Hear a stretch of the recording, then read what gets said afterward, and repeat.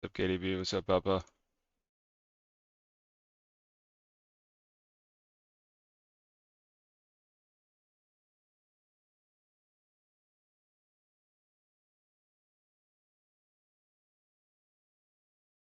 What's up, Luca? What's up, Trey?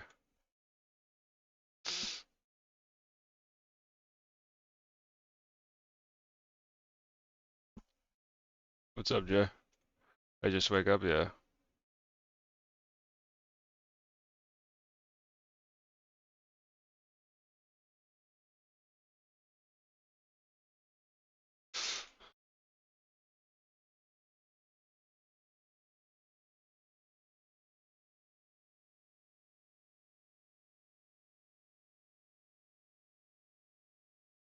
Hmm.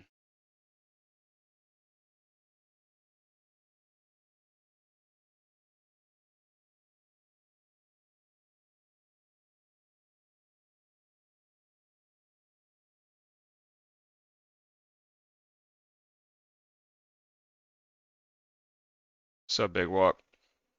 What's up, Aaron?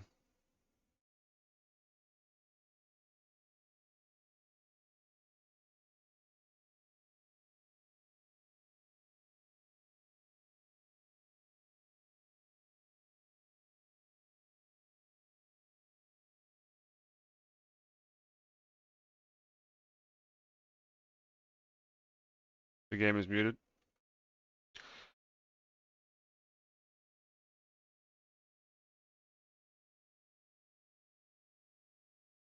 Of trades like this happen, folks. It's not going to be these 6 wipes constantly. You'll see one go back and forth in its slight push of momentum either side. Yeah, but when Speedery is free, we have seen success from this team. Yeah, and they did TLCB, that in the yeah, we lost, protect phase now, setting up Paulie. Going to be on the Man of Freedom. The first Avenger leads the way, backs up into the team, rotates nice. Sparkchief going to set up on top of the early dive. Near a low, though.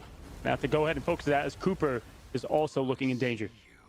Yeah, Paulie and Cap like peanut butter and jelly. You can see just the influence of owning that space and constantly applying pressure, trying to get that all quickly. You can see alt advantage here. Going to be just slightly in favor of Team Liquid Citadel. Melophobia finding the first pick, though, but it is matched as Speedery takes out Forky. That is going to be huge as Speedery again finds another of the back line. Goodbye to the strats. Really clean start once more in this second fight. Energy onto Days, and that's just a matter of time.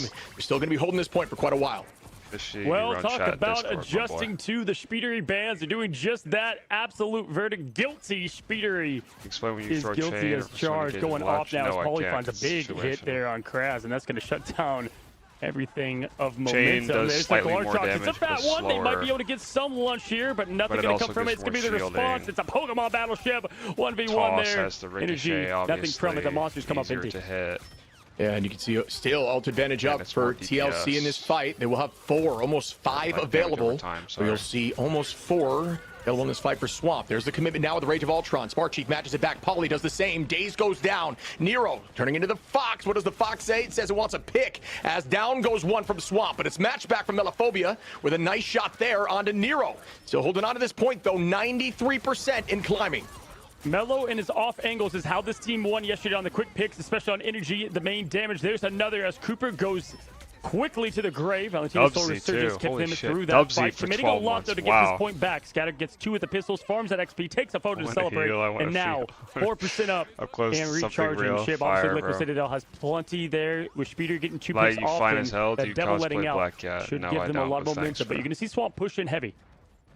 Yeah, there's going to be a double freedom charge available here, which not only applies a lot of that overhealth to your team, but does give alt charge advantage. It gives you that 20% increase in alt charge, which is very important. But when it's matched back and forth, it evens out. Who gets the first pick here? Speedy recommitting. Let the devil out. That's a very good lawyer there, but not able to get any value just yet. Dropping back the point to buy more time as the retake is coming through.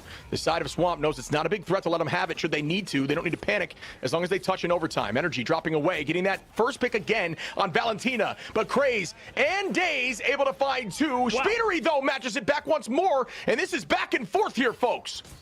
Absolutely. Trade for trade as Energy now gets the air cleared from the skies of Ultron. Absolutely disgusting as Daredevil just read them like a court case. Paulie gets another, and the time ticks down. Overtime. Done, set, match. Zone 1 going on over to Liquid Citadel. Sit down, ladies and gentlemen. This is obviously where we started yesterday, Shib, with the dominating performance on domination. Yeah, the Citadel's walls are firm in the swamp. I'll tell you that much. On map 1 here, Stellar Spaceport, very clean by Team Liquid Citadel. You can see the focus is just very much on Valentina. Yeah, I was going to say, so I'm curious if the switch comes through. Valentina debating a couple of other strats to run where you don't just have that sleep as a cooldown to answer some of this dive, because TLC is just all over that backline right now with the full dive commitment. And again, folks, Elsa can really play into that dive. She can peel, she can poke, she does it all. If you remember back in the day how broken the comp fits into her always. State. Elsa's in a completely Valentina different played a lot of league, Loki Luna cloak against them like yesterday. She would make Prime Torch look like a B tier hero, that we would see between them. And honestly, a lot of the weak points, if you were to find one with this team, is how much Forky relies on Invis. Once that's banned, and was banned a couple times, the swap went to Luna every now and then, but is always very comfortable there on the hero. As the Rocket going back to the Shark, though, so that's a new look for the team, at least in the fight here today. But Daze, man, when he's on the X-Men, one of the most fearful out there, and he's going to go ahead and try to put on a show against the Lawyer. She's better than Melee Tech Phoenix. Yeah, as a Vanguard, I see that pick, especially with the name Daze under it, and I wince a little bit. That is terrifying as you see the entirety of Liquid Citadel sweep the right side. A full flank commitment here from their team, and that's what they can stack on those Jeff bubbles and get that movement speed boost as a unit all through one bubble. Commitment comes through. Energy holding that Glartrox. Kraz, excuse me, pops immediately that shield and it gets answered, and that should be, oh my goodness. I was going to say, what an escape, but no, 3 fall as Energy cleans that up. Woo! Yeah, that was very good. I thought you had me. No, they did. They definitely had all of them right there. And now, God, I love that Star Lord voice line. Speedery going to get Daze out of there as well. Close the quick sun and get 11% in climbing for this team. So much value there in the pressure into the punish. Once again, Kraz going to jump off. Make sure that there's no long in between for the reset. Yeah, and there is Kraz, who's played great so far across this tournament, this preseason.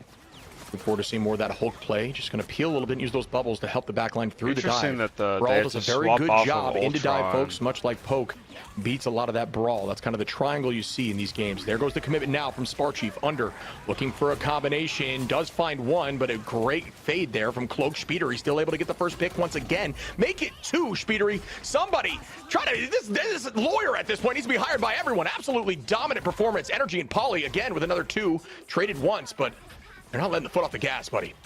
Legally dismantling them. I literally bit by bit as Paulie charged up, ready to go. 58%. The Q's all around. Doesn't even need Mjolnir for this fight against the villains of the swamp.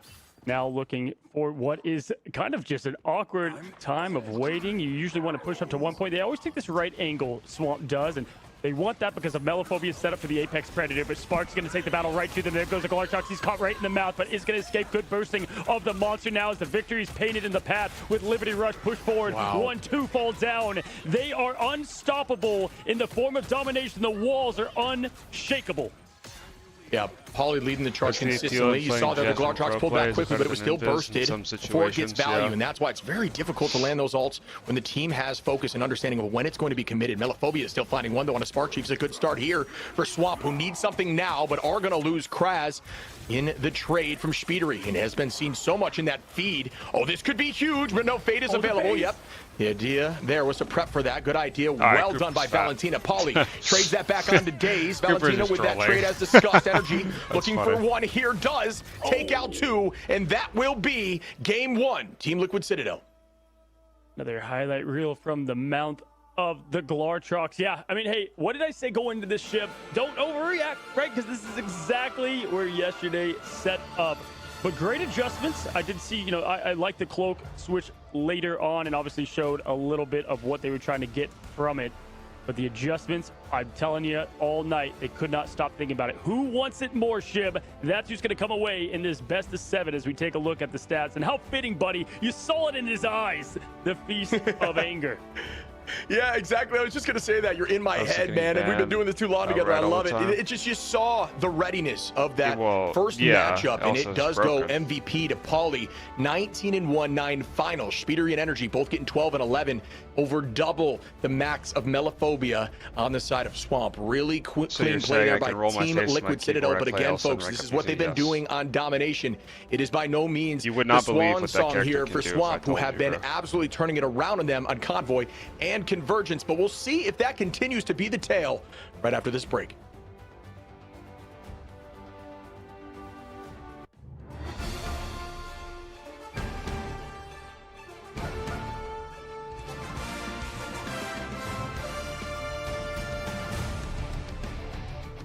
Is this Grand Finals? Yeah.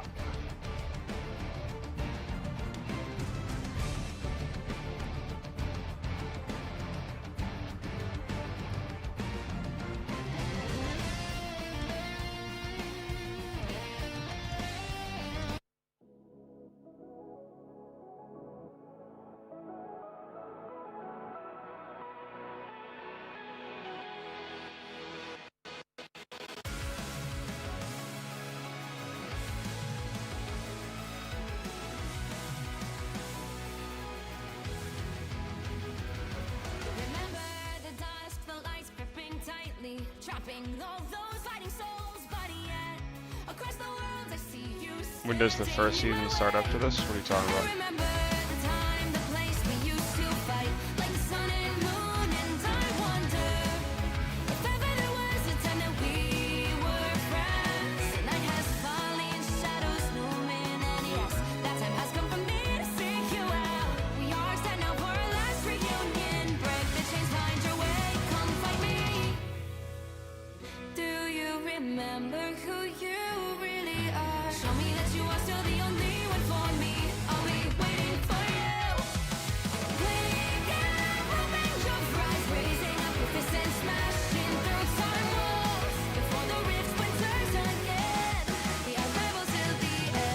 Seriously though, like, what's the theory letting best in slot heroes through bans like Gambit Elsa? Is it actually gambling that your players?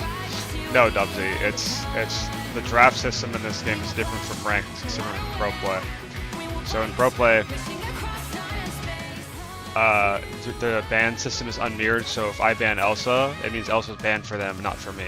But the problem is that you always get a guaranteed protect before the enemy team gets to ban 2 heroes. Like one side gets first ban, first protect, the next side gets 2 bans, 1 protect, right?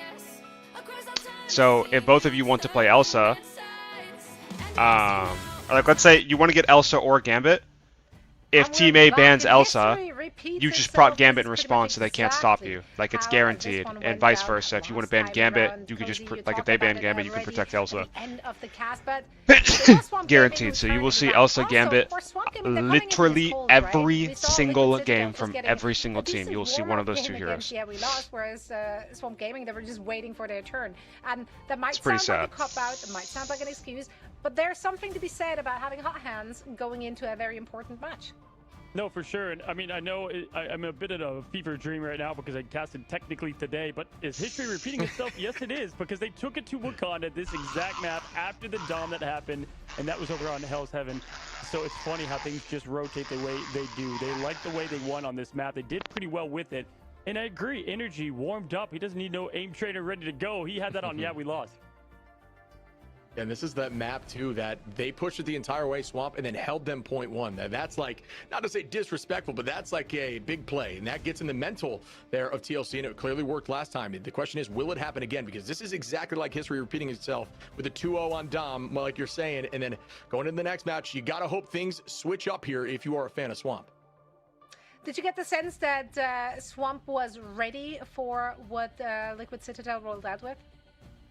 Yeah, absolutely, and we'll dive into that in the pick ban phase as they adjust for it, Zoe. But for me, it feels like even though you might know what your opponent is going to play, it's not always easy to get the counter up. That is so true. Well, Swamp Gaming got to give their A game here on their map pick of Hall of Jala. That's exactly where we went last time, and they came out on top. Can they do it again? Let's find out. Well, Shiv, match 2. Once again, we're back here. 2 Wakanda maps back to back, and yeah, did speak with them a bit, and they did expect them to protect Speedery, but you can't stop what you can't stop, right? I mean, that devil was going to be let out one way or another. Again, across the board, Liquid going to go up with the Gambit Loki back to back as we look at what they continue to do, because it was only 24 hours ago they banned the Loki to the Daredevil, to the Mantis, and Gambit last time they played on this. Yeah, and it worked. It really did work, as we see the lockout there from the set of Swamp of that Ultron. There's that DD ban. It'll be matched on both sides. They don't want Daze to get hands on that either. Mantis yeah, that could be. no? I was going to say, or Vanpool, which is not bad at all. Because, you know, we just talked actually to Paul, who says Vanpool's on the yeah, table. Ultron ban is for because Ultron line Elsa is really fucking broken. Too much, can kind of play that main line, can fit into like a brawl, dive, poke, can do virtually everything. So you can stay in the front and just pepper back line through, which is always good too. So you don't have to. When does stage 1 start? Like a month, I think. It just changes up completely how those Vanguards play, right? It's funny with that Mantis being available for like. Do you enjoy playing Black Cat? Sometimes. Back to back. Was expected. I have a basic question. When you abandon a strong position, I've heard it's only save happens as they just did, and they saw what when do you abandon a strong position? I heard something when people spend resources to get it, or right before people come and contest you. It's contextual, Philip, but yeah, that's the right idea. Dude, I love it. Because it makes the play perfect, right? Like there's gonna be there was a lot of times yesterday where like they lost the fight because of a portal push through and the resilience from it.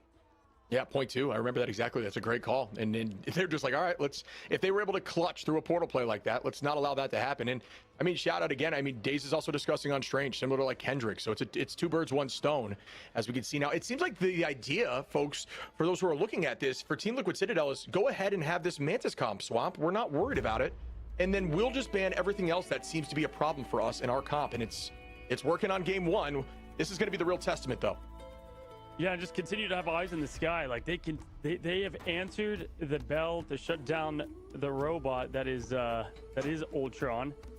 Yeah, I was gonna say would have liked to see Daze here on the Wolf instead. So I'm actually much more comfortable there. Fastball special this coming Ignite right at you. Ruined my prediction. How is anyone supposed to predict any of this VS happening? The team up with the jump and the kidnap. Ultimately, Swamp versus TLC finals makes sense. Yeah. The kidnap he would get oftentimes. Kind of gave them the out. Maybe sometimes they chill would my team, SG. So, but Daze always found that opening pick off the map or into the team for the feast.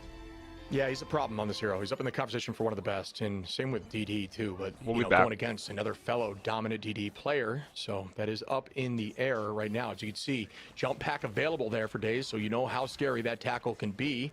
Frontline staying as Kraz is going to be on that Hulk. Mello, obviously, as well on that Elsa. So Elsa matched once more. Energy coming out on top last time. Can it happen again? Alrighty, now looking to go. Interesting speed is on Star over Psylocke without Rocket. Right now, we're gonna go jump right into it. There's that kidnap into Spark Chief immediately deleted. Is the symbiote back to spawn? Great job, and the kidnap done and dusted. Energy though gonna try to settle the score. Does just that. Scatter goodbye. That's gonna also stop all that XP, which really helps enable the team on the defensive front. Look at that once again. The kidnap. He wants more. They find Cooper. He's stolen. Sushi cut up and gone. And you can see the passive pop there on the Wolverine from Daze. And there's the re-engage from Spark from downtown. Going to be right out the spawn door through the left side. You can actually retake point if you're able to use that swing properly right outside the spawn door. Clean play to get back there fast. Made that happen with a huge dunk. But the pressure being owned here by Swamp Gaming. Have point priority halfway through this cap right now. TLC walking back at him heavily though. Now goes the boundary, matched at the moment by Nero. Fox is unleashed. Does it get value? For the moment, not quite yet, but the Glortrox gets launched, and it is going to be an answer for Nero. Goodbye to the Fox as it is launched back at him. Not sure it's as valuable though.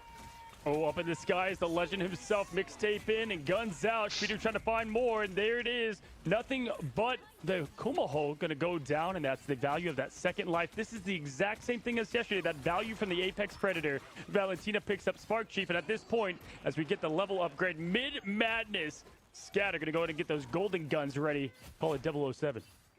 Oh, trying to hold, but downtown with a huge tackle. Daze able to take out Energy after Energy finds the first pick. Forky onto Cooper, and that will be a first point cap there. They got it. Wow. And what I like to see there from Valentina is waiting for Spark that ulted? from What? Venom and using what that the fuck? to pull Venom in and make it more vulnerable. Making the switch now to Luna as it's more of a streets phase, front to back. What are we doing pressing Q up there for Venom and Spark? Yeah, like what? One came out.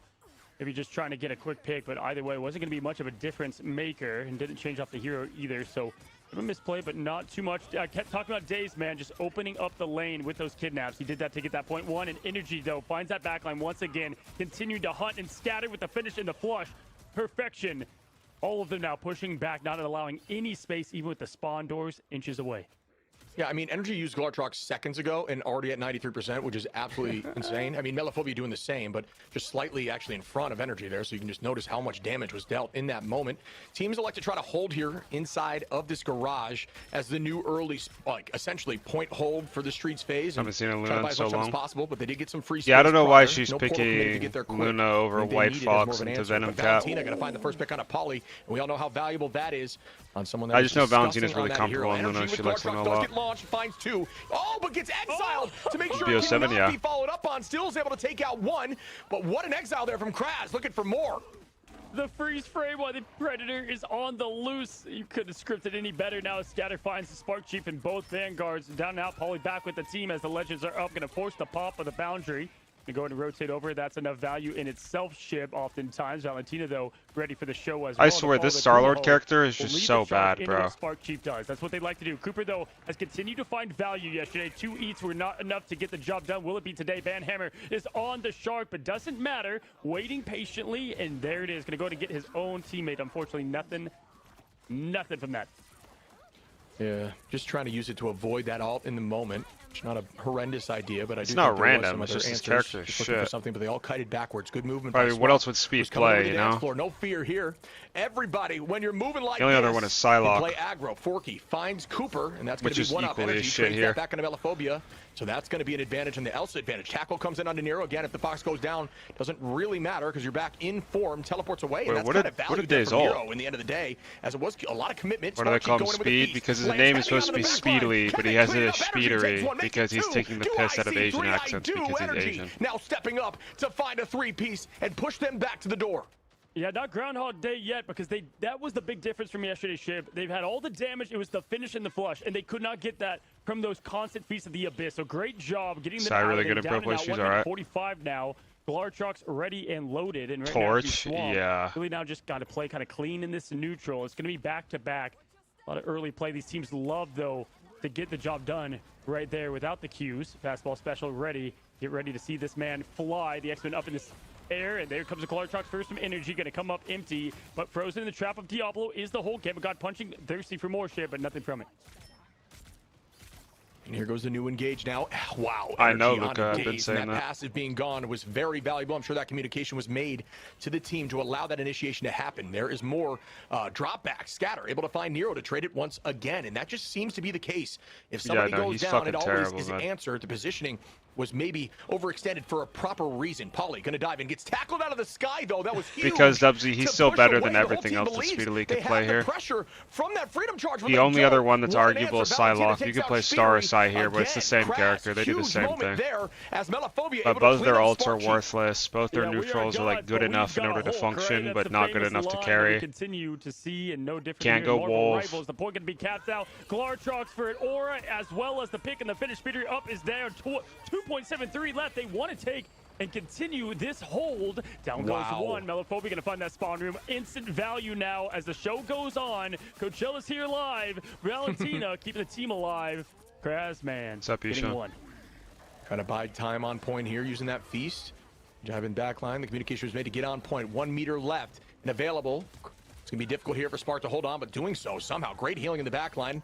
There is a big ultimate there. The last stand comes through, and the pressure alone was all that was needed as Scatter takes out Poly, and point 2 have been taken by the Swamp. Dude, that was disgusting juggling. I mean, from Kraz there at the end, and then just absolute perfect. So, Phantom? Pressure and push. Didn't have to use much outside of that, and that... This could be tough, though, because going into what is such a last point to take, they don't have much. Forky at least will have a bit of a defensive effort, but they have every answer to that, right? And by the time that laps around, Speeder is going to be close as well with how fast he can get that. Going for the kidnap, flying in the sky. Peter Pan comes up empty. Does find... wow, how does he get it? And it's consistent. Wow, that is being down an ultimate charge there. Scatter now committing towards backline. 100 HP and almost going down, but able to drop back. Great focus by the backline of Swamp as they do also find value through it. Poly goes down once again. Forky's got Poly's number. Same with Valentina as they are still keeping this pressure. They had 1:11 to push this forward. They still have 36 seconds, and they've got this thing moving quickly. They want a full 3-piece cap like they did yesterday. Well said, my friend. Now Scatter pushing for the aggression set to maximum. Cooper hungry for more, and it's going to go ahead and lead but it's going to be a bit of a slow, soft approach. Now Day slicing, dicing, Rage is maximum. Going to go rotate back, make sure Snowflake keeps him up and healthy. Passive still intact. Speedery with the click and the finish dash. Goodbye, Yokai. As now comes the Kumaho. Going to go ahead and flush on it now. The Glartrox out and ready. Melophobia finding Paulie in this. Wow, that was a massive Glartrox. Not only gets rid of the Kumaho Unleashed, but also able to take out Paulie, who had ult available. And we know that would have been massive in this Spark, able to trade after Daze and Kraz do the same. Energy takes out Scatter. Speedery onto Daze. It's not over yet here. TLC does not want to lose this as they're holding on tight. Valentina with the dance floor shortly. Out goes a huge slice with the Cutterfly. Melophobia going to be in a tough spot trying to make that chase happen. And Melophobia is juking for the moment. And wow, that was disgusting movement back to the dance floor to stay healthy. Speed kind of choked that, but here comes the dinner. Predator that was really well played from Milio. Prey is surviving. It doesn't even need to get the finish and the meal. They hold them to 2. Liquid Citadel now on the offense. And folks, that is a good push, as you gotta consider yesterday Swamp held Liquid Citadel on 0.1 before they could even cap and get that thing moving. So this is going to be a decent push for them, but it is absolutely winnable here for Team Liquid Citadel, who I'm sure having that in their mindset. No, absolutely, man. And I mean, listen, there's a lot of things done well. Obviously, man, that Speedery rotation, insane to stay up through it all. I mean, I feel like they did I think what Speed is thinking is more open areas, he picks Star, and closed area, he picks Psy. Obviously, tough point to take. Like, that is not an easy one. Anything else, though? Yeah, on paper, the ult nerf sounds good, but man, it doesn't work half the time. No, I was legit thinking about that like 2 nights ago, bro. With Nero, and you can see that whereas like the game just feels the exact same way that it used to. Now that like my brain has readjusted to ults building slower, but because everyone built it slower, it's like nothing actually changed. You know, pressure and trying to pick off Luna, who can deal so much healing and so much damage, is very valuable. So that switch was a crucial switch for them. Takes me back to the White Queen team-up days of Psylocke. The disgusting echoes where you would just see Speedery swipe on in and click a couple buttons, goodbye, gone. But can still do that to such success with like such her time ult? To react, right? Her ult's see like, that with the Elsa, but whatever. That's like Psylocke's specialty in a lot of ways. I think her ult is kind of cringe. Like it. And on heroes like Luna, you've got to get the job done. I think they should take power out of away from her ult and put it in her neutral. I remember Death in Gaming was talking about that. I saw a clip of it somewhere, but he's basically saying like, play a bit more safe when it comes to the kidnaps, though. Ult is talentless, so why put power into the ult? Which is like facts. Oh, really? Taking a lot of damage there. Forky able to drop back. Daze in a tough spot, but still has that passive. Can play more aggro. Scatter trying to build ult quickly. Energy doing the same. Applying so much pressure on Melophobia and is able to find that pick. Wow. And that is a huge Elsa trade. Daze trades with Paulie, but that attention was the whole goal. Whoa, that movement was insane in the sky there from Daze. That's a high sense right there. Dude, what I'm telling you, there's abilities that Daze has on Wolf that I don't. What team up is he? Is the flying one? Because I got to continue to find it. I just know it comes from Torch, but either way, waving at you is Scatter, which pushes the team back. But good job to answer, just like that. Scatter gonna go ahead back in. Those upgrades reset, as y'all know, in this game mode. Slicing, dicing. Daze finds more low though. Proc, I believe, is the passive. They're taking the whole fight back to it.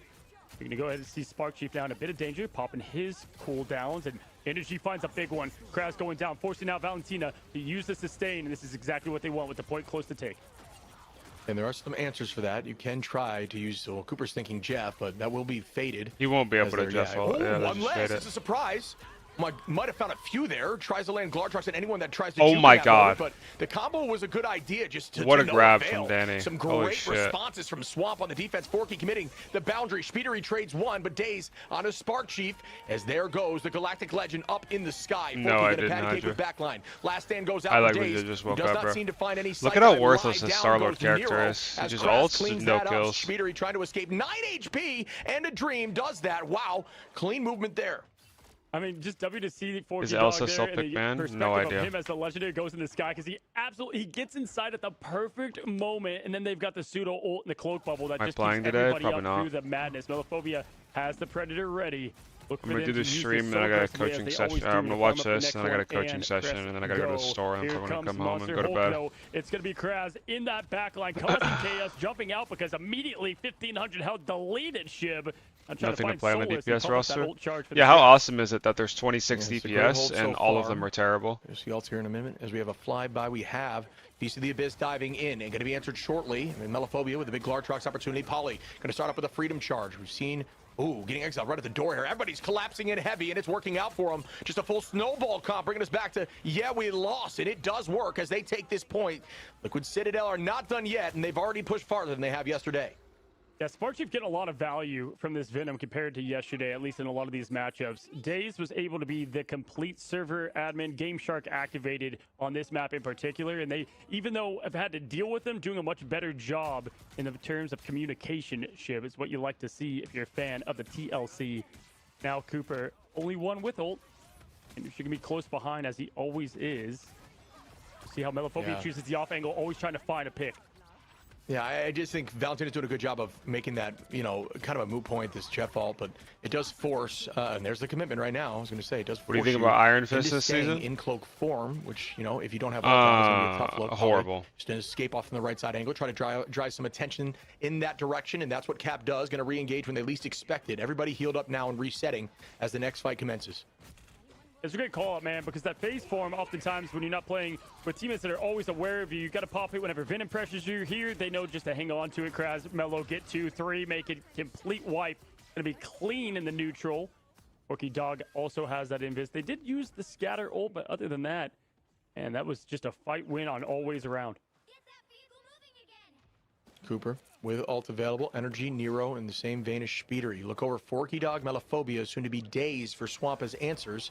Ult advantage in the favor of Liquid Citadel, but Swamp has a fight they can lose in terms of positioning, but the boundary gets committed now. Daze almost in a tough spot. Still holding on to that passive. Melophobia with Glartrox available as well. He is going to land something huge here. You see it coming with a two-piece. Collides into that side. The Itch Jeff comes through, but the bubble is an answer. Well done there as the cleanup comes as Cooper falls now. Melophobia with 1. More commitment as the Glartrox is even Jean bad now, or is she just outclassed by Elsa? She's just outclassed by Elsa. After a ton of commitment Jean is like Citadel. the second best DPS Jeff in the game, though. Both hungry, only one coming up with the full belly, and man, I just got to say, it's either her or Daredevil. It's like Jean, Elsa, Daredevil. It's top 3. Cooper on Jeff right now, especially with that answer on the other side that they can do with Valentina. But we'll see if they adjust from here. You got obviously the team up. That's also going to get that healing so much for that team and ready. But Shib, time is evaporating just like that. The chances to take map after map again follows. Krazman has the ult, Monster Hulk ready to roll. Sparkchief has been nailing these Feasts of the Abyss. Let's see what he goes with. Goes under now. That is a huge land. Everybody's antsy in that moment. No, he's been nailing these Feasts of the Abyss. Really well played once again, just farming these ults so fast and leading them right back to the door, and they cannot handle it. They do not have an answer right now. Maybe that Glartrox to pull off if available, but it's very difficult to make that happen on the timing because a lot of the best of these C&Ds are staying there in that cloak form so that they can Jesse with the upon ending that ultimate. Where is it? If you are in that form, you will end in that form after and I can't find your stream straight. Alright, never mind, who cares? I gotta say, Shib, the bubble has got to get pulled out before Valentina can use it there to protect from that Venom ult, right? Because you're trying to go for the pop and the perfect cooldown with the ult, and every time it's healing right whenever that cooldown pops, and you're not able to get the secure on the strategist. It's the only way you can on Venom, and they're answering every time. Really patient play from Valentina. Love what I'm seeing. Scatter gets Polly out of here, throws the middle finger now towards what is going to be a Jeff running for their life as well, and the pop the elephant gun sends Venom to the grave. Jeff to follow, 20 seconds left, just like that. Glartrox is the only thing to the name, and shit, they can't even get out the gates. Yeah, Swamp have stepped right back up, and folks, we assumed this could be the case, and they're looking clean, doing it right now. TLC's got a lot of space to take here, a lot of yardage to move forward, but not able to do that just yet. Commitment, the big tackle coming in from Daze once more. The combo right here with this Hulk on Kraz has been just such a problem. Melophobia driving them a mile away with a tackle, able to find one onto Energy. And that is just clean play once again. Oh my gosh, with the Berserker Rage, the 3 stun just like that. Nero going down to 0 very quickly. Sparkchief trying to find something with Speeder and getting the click, and that's going to at least give them a little bit of space towards the damage. Forky follows, so it looks like, oh my, Valentina and Daze! Oh my days! Gonna pop the portal though to try to keep this thing entertaining. Energy now coming in, but Valentina pops the internal path to get the purple path of victory in their clutches. Now Swamp Gaming gets 2, and Swamp Gaming takes map 2. Yeah, that was textbook there by Swamp. Bounce back heavy. They are coming back with a vengeance. 35 stream streak, buddy. Things up good shit, Beast. 1-1. That was unbelievably clean right there. That second point defense, it didn't move at all. Dude, this is what we highlighted yesterday. There was nothing of big ult play there. The Venom, not successful. All the Glartroxes came up empty, right? Like, there was an answer in a position for every which situation. They were playing the spawn like it was theirs, my man. I mean, that was confidence oozing and why they took it to this map. Yeah, they just had answers for Pauly too. They did a great job marking him, as you can see in the stat line. Not a lot of finals across the board here besides Energy, which is to be expected up at the top. But folks, we are heading to game 3, 1-1 tie. We'll be back right after this break.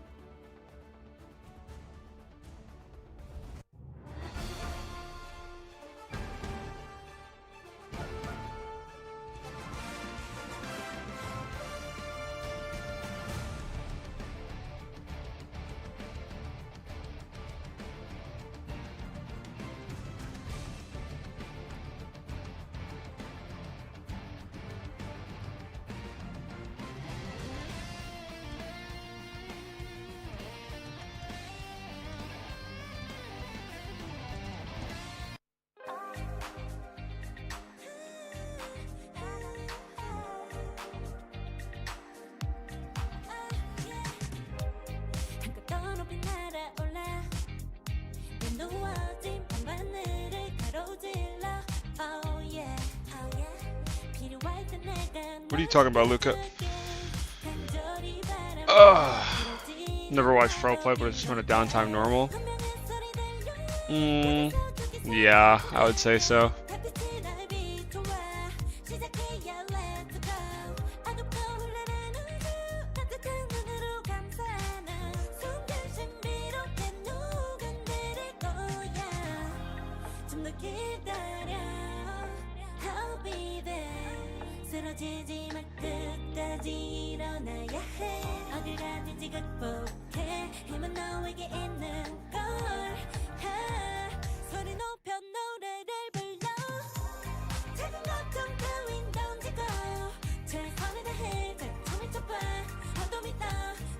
Why does it say I'm not live yet?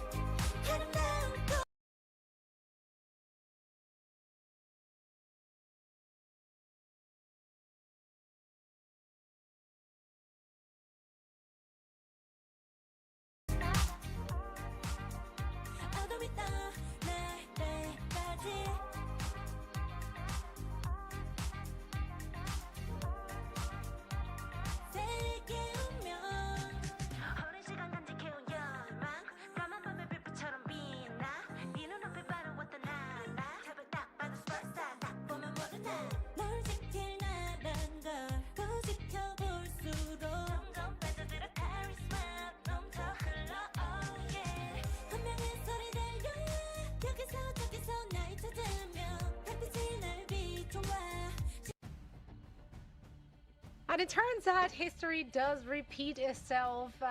Yeah, this is a few different heroes, of course, so it's slightly different looks, but the same map. Could this have been an email? Like, are we just watching the same series again? Is that what's going to happen here?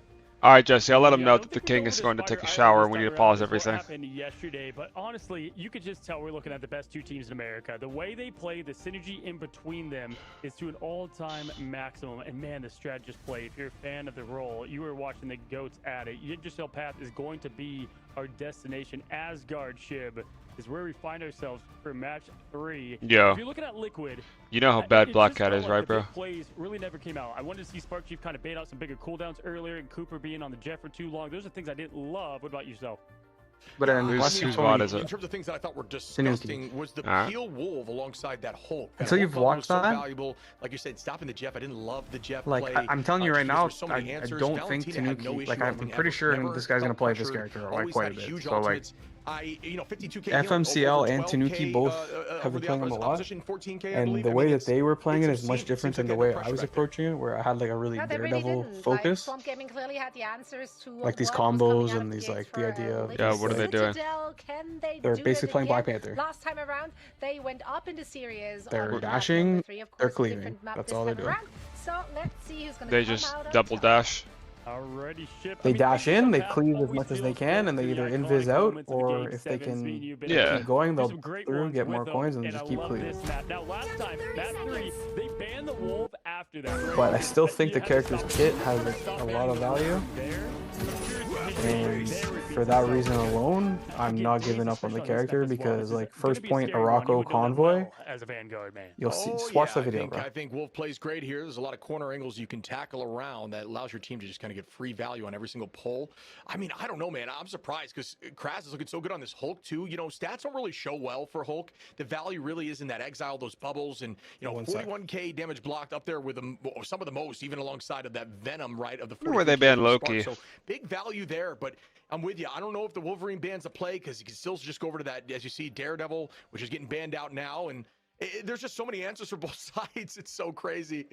Pro Wolf, interesting. Is in chaos shambles, and I love it. Right? Once you watch that video and that code, and that's like a very similar comp to like what you would play into on that character. It's not like he's against some.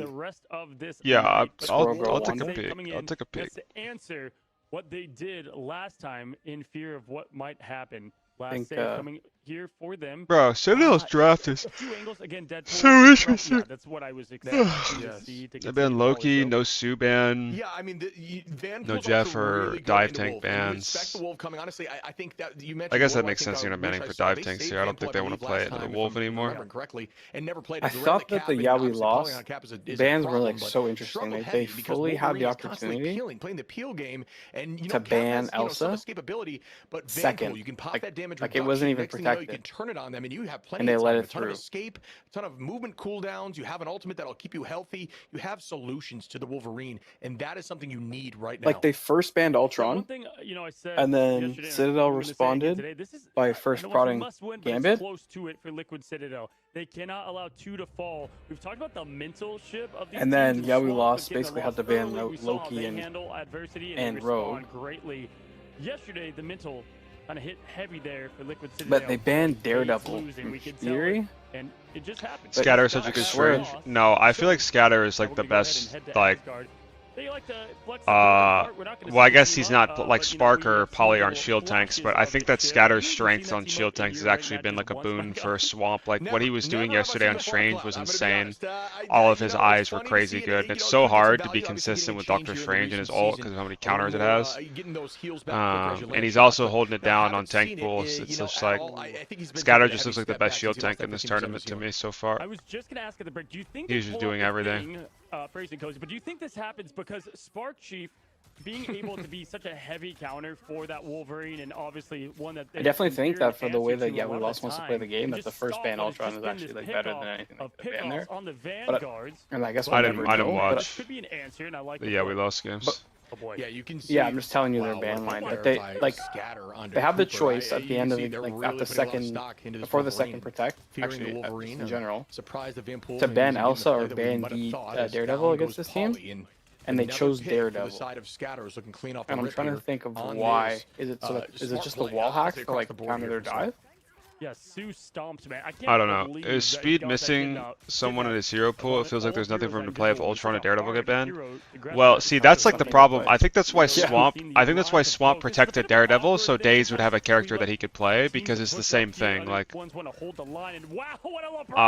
don't know. I don't think Daze wants to play Ultron. I think it's like Daze will beat Speed in the Wolf mirror, but Speed will beat Daze in the Ultron mirror. So like, realistically, it's kind of hard to say, because now Speed is just on Mantis, which is a good pick. I think Mantis is probably one of the best things he could pick here, but he can't pick a DPS. He's actually better off picking a third support than the other 25 DPS because of how terrible they all are. Shout out Netties. And then find it, over top of some of those shield answers from Poly. A huge strangling prison, disgusting play, Kraz. The big man gets big plays with Hulk, Groot. Doesn't matter. Man gets it done. Cap, absolute crazy flexibility in keeping the top level of performance in clutch. Nero now throwing the balls up top there to see anybody is going to be lurking from behind. Kamaho is going to go unleashed here shortly, but the Soul Resurgence is what pushes them forward. Again, they targeted Speedery. How do they answer? The Glartrox comes out, Thing is down. Now with a quick pop and a slam! Scatter! Goodbye! James from 3 able to find. Would I want Iron Fist to be a hybrid or a driver? To Poly, Energy falls to with Melophobia. And that is just, again, another sweep. But I don't know. I think if Iron Fist was a strong diver, the game would be like horrible for everyone else. Because he's talentless. Like, you don't. There's no aim on Iron Fist, bro. Well, there's like a little bit of tracking close range when you have your empowered punches, but it's like not like Psylocke or Star-Lord. So I don't think he should ever be as strong as those characters, to be honest. The show is on as Valentina throws down the K-pop song, and as you're going to rotate back, needs some health and help. But now it's going to be Paulie. All eyes on him. Not a lot of Elsa from them, but going to play it now. Melophobia, they'll find Speeder in the back, and there goes one. The rest are looking to fall, have to rotate back once again. There's just so much fear of this Wolverine that I think it's leading itself into being a very tough comp to get around this corner with right now. And there's going to be ults gaining quickly. And now they're on Wolf. How are Citadel like struggling into like no fastball Wolf with Sue while they're on Thing too? Like, I don't know how that's possible. When they went down. Wolf has played like a lot. Like, I did not expect that. Like this is just not the team of perfection that we're used to seeing in these certain moments, but either way, Disappear is activated. Forky Dog keeps him up and healthy. Clobbering Time slam down, say the line, he does, but nothing comes from it as Dinner Time comes out and the feast is abound, but nothing gonna come from it. Good punches with it. Groot gonna go ahead and just get the Spark Chief. Nero finds Daze, says good night, and just like that, they finally get a bit of a push, but Ship, they don't have Strange, so you win this fight with the 6v5, you win the point. Yeah, and at this point, they're just trying to keep him in this choke here. Speedery going to be on that Wolf now and has the last stand available. This could be a disgusting play. It is! Come on now! Speedery able to find one. Energy onto Kraz. And now, folks, we have ourselves a game as Shadow fastball will be taken as there is no portal play back. That was a disgusting Put speed on Blade. You know, unironically, like, Blade should be good. Like, I promise you there's no reason to pick that character. No, obviously not. I'm not saying that there's, like, when I say there should be there's a reason for them to pick it, I don't mean like there is, like, I mean like there should be. Like, Blade should be good. Like, hypothetically, he should be good. Like if he was balanced like correctly. Yeah. If they doubled all of his stats, like I've been saying, and he was actually a pickable character, you would like pick him in these like front to back mirrors. Yeah, they're finding more answers through more traditional means. Poly is going to be on that Magneto. Yeah. Sky is hit here from Scatter, but Melophobia able to find energy, and that's a big trade. Is once again Elsa. No, literally double his HP, double his attack speed, double his damage, double his ult's radius. Somebody looking downtown. Oh, but what a Oh, shield that was there. almost. From the side of, I believe, Forky Dog, is Poly cleans up Kraz in that fight. Yeah, misses the three-pointer, but gets the two right after with the left-right. And there's Melophobia. These off-angle Ship, I keep watching this because Spider Island yesterday, same fact. He just finds an angle to get the hit and the pressure. And again, here it is. Cooper is not going to be able to escape, but he does. I got bad news though, buddy. But still finds What's that, bro? the hunt. Spark Chief goes down. The boys have a scrim tonight. 10 seconds left here in Asgard. All right, I'll see you later, Beast. It's all about these big ultimates now. Daze holding on to that last stand. What about the boost, bro? The similar situation could be a big strangling prison. Oh, you lost. And they go back to back. No, we can win. And Spark with ults available. No, do not spoil this game for me, but thank you for asking. The chaos to start there, but again, that is an ult out for Daze. Time still on the clock of 45 seconds. Trying to walk them to the door, not allowing a portal play should it be needed. All right, but buddy. it's a Play little in too like an hour. for that to be considered just yet. Good luck. Holding down the W, trap set and ready. Diablo hungry and same as the Swamp, setting up the messy conditions to take down the Fortress of Citadel. Now with the quick kidnap once again, the Groot ult to try to set down the back line of these strategists, forcing the Kulaho Thing throws down the Clobber in time now as the Galartrox comes for more. That's a lot of Qs, but nothing up for Swamp. Now it's the slam down of the fist, and the entire Liquid Citadel collapsed into this Swamp and lay that foundation. Oh, and Speedery tries to hard engage there, try to get that all quickly, look for the backline, but they do escape and not able to make it. Why aren't they banning that Torch? Corridor, I don't know why we're not banning Torch from Speed. Opportunity, ult That's advantage here crazy. side of TLC. This is their fight to lose. Energy with the Galartrox through this corridor. Matched back with the invisible boundary. Scatter going to have Meteor Ramp potentially in this fight. Forky with another answer. Valentina. It's all about can they make this happen now. Trying to get Valentina before she can ult, and bang! Down goes Valentina. The last stand is available for them to tackle outside, and they are going to consider it and make it happen. Well played by Team Liquid Citadel once again. Swamp Gaming now playing on their heels. The animal is on the loose and the show is canceled. Valentina now stuck to the point and gonna have to go on tour later. Ship. This is what they couldn't do yesterday. They could not finish on the clutch. Well, they swapped off Invis to Luna and the Wolf. Point after point, it's nighttime now, heading into the tree. Oh, wow. This is just beautiful Marvel Rivals. So much fun to witness this level of play, as there's a lot of commitment and great communication. Again, you can just see what they're thinking prior to these fights. They're understanding what's going to be committed, using that glove last stand to keep them out of that boundary with game winning or at least point winning there, as we're going to see what Swamp could do here on point 3. Can they hold them? Scatter has ult available. Valentina as well. Up in the skies, that Meteor M now. Biding time and waiting, trying not to allow much value. Goodbye to Pauly, who's stuck under that Meteor M in that moment. Yeah, Pauly with ult as well. Speed and Spark are the new TTK and Terra. All these overtime clutches. Yeah. They are not going to back up. Morning and after good. I mean, I just just woke up, so I didn't really have a morning or afternoon. Just like mostly in the evening. What can be had? We have the show ready Glartrox to boot and the Groot on the other side. We'll see how Pauly responds to this defensively. What do you want to try to do with this mag ult here, Shib? Yeah, if you're Pauly right now, you're hovering the Q button, waiting for seeing Kraz play a little bit too aggressive. When you think that ult's going to be committed, you try to stop it, but instead going to launch a little early and feed it right into the shield of the opposition's Magneto. Really smart play, heads-up play by Swamp, who now launch out with a combination Glartrox, but it gets stuck by their own wall from Kraz right there. Not able to make that one work out. Excuse me, actually, that was Energy, so even smarter play by the side of Swamp. I apologize. Melophobia finds one. Forky, Scatter again. And that could be the hold here on point 3. It's clobbering dead. Nothing. Swamp Gaming, hold. 2 points in. Set up the mess to try to get the victory. Now on the offense side, Shib. That was a really well done job at the end. And wow, I mean, perfect mechanics to stop everything pushed towards them. Yeah, I mean, the idea there that I think was super smart that I kind of miscalled at first, but then corrected is Kraz throwing out the wall inside of the boundary right before being eaten by the Glartrox that came out from Energy. Actually saved potentially 2 lives and potentially the point there. So really big play. And just heads up. Yeah, Forky's really good. They eat there from Scatter on that Meteor M. Both Vanguards in the front making clutch plays at the very end. I like this swap up. Nero's been playing a really great Fox, but I feel like with the comp they're going against, Shib, it just doesn't feel like Fox might be the answer, at least here and now. I like the Luna switch up, hoping they stay to it. It was going to point out there on map, or point 3, and obviously has been a good comfort pick. Valentina obviously repping Luna on their side, and it's been so fun. These teams put together for what has been a show in the making, buddy. We've got ourselves 2 to push. This can be a tough map. That point 2 is so hard to take, man, with that spawn right there. I'd put it up in the top 3 out of our maps, and so at least you've got that if you're a fan of Citadel. Absolutely, and you can see here Liquid Citadel is going to try to run that triple, bringing us back a season here.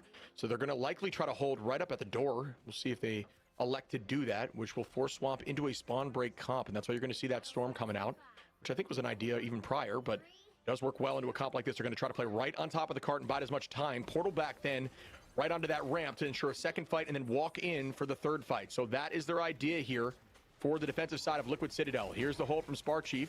Going to start up early and just run away. Nice and slow and steady. Yeah, Storm is brewing in Asgard. What's up, They did this in Spider Island as well. Melophobia on the Storm often. Days, though, on the Moon Knight was not there yesterday, and obviously such a perfect classic play from stage 2 and 1 last year. Forky Dog gets a trade, but Cooper with the other, and that is where the old call back to the Animal Crossing. Rocket gets the res, continue on the defensive effort, and can allow that pick. We saw Energy back in the Triple Vanguard days play a little mag ship. Yeah, it looked great on the mag too. A lot of duelists are able to play that mag and just understanding it's all about aim and patience. Kraz able to find Spark there. Very difficult to play that thing into a Groot like this. Puts that wall behind and follows up. Kraz still holding this point. Trying to find another pick at the moment. Days now on that Moon Knight.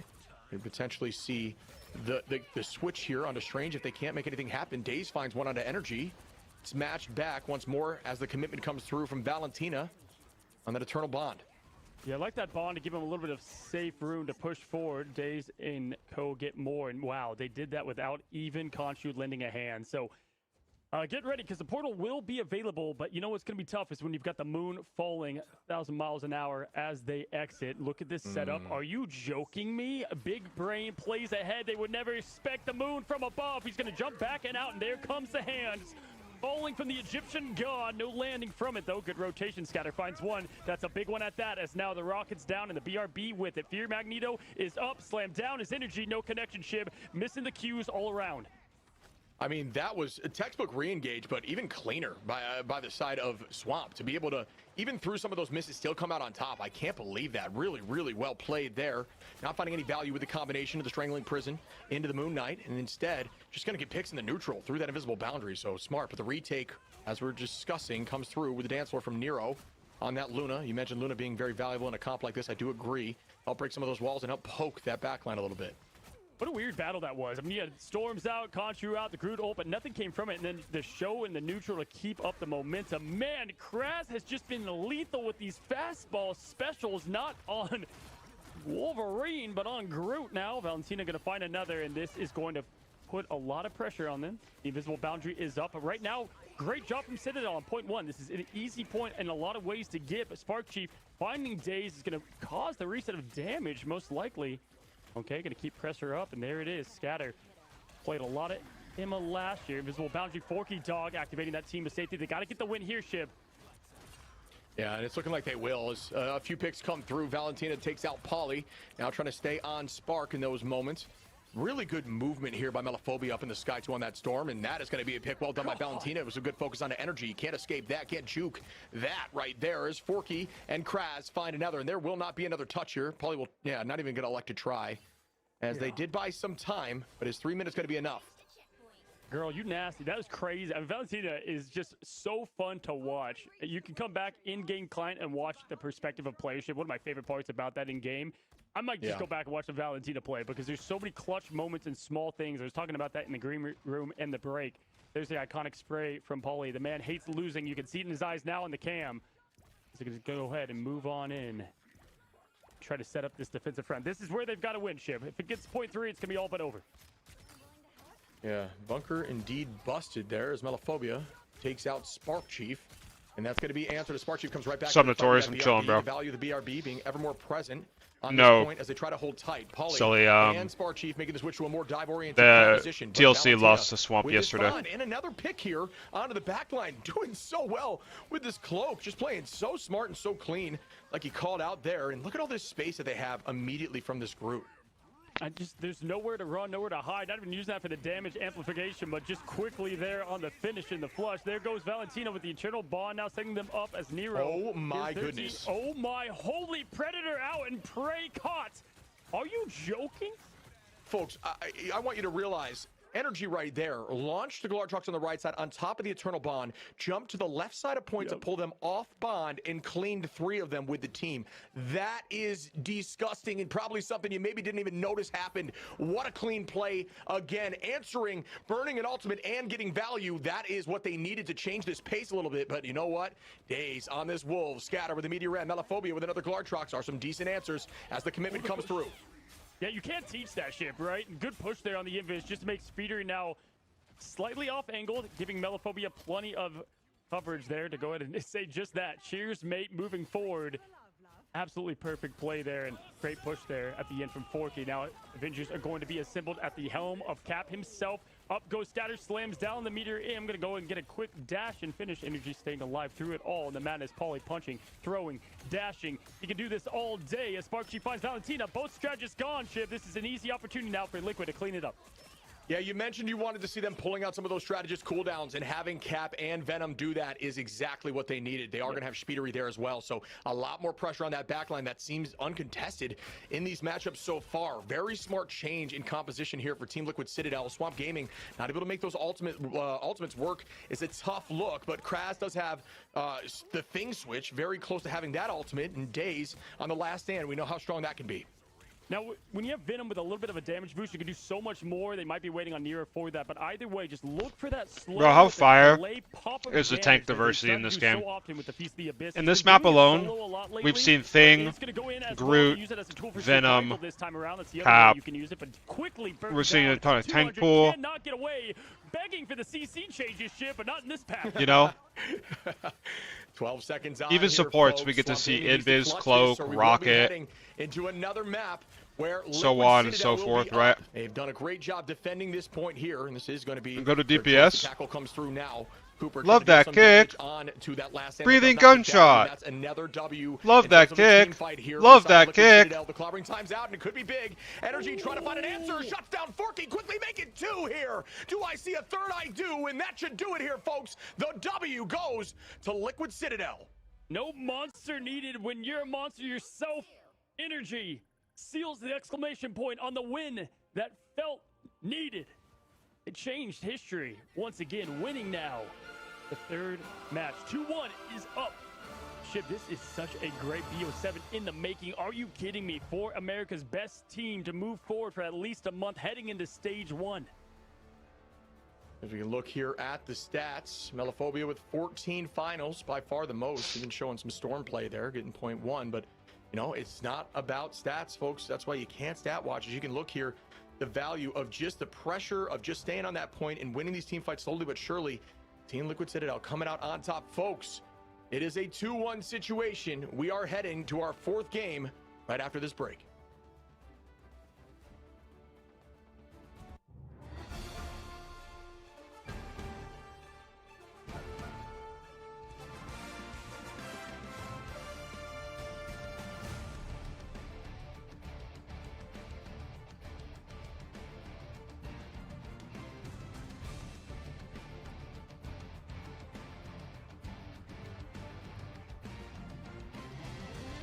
When the role with the most characters meant for counter swapping has the least character diversity, 100%, bro. Like, there are 26 DPS. There are 13 tanks and 12 supports, and we see more support and tank diversity than the 26 DPS.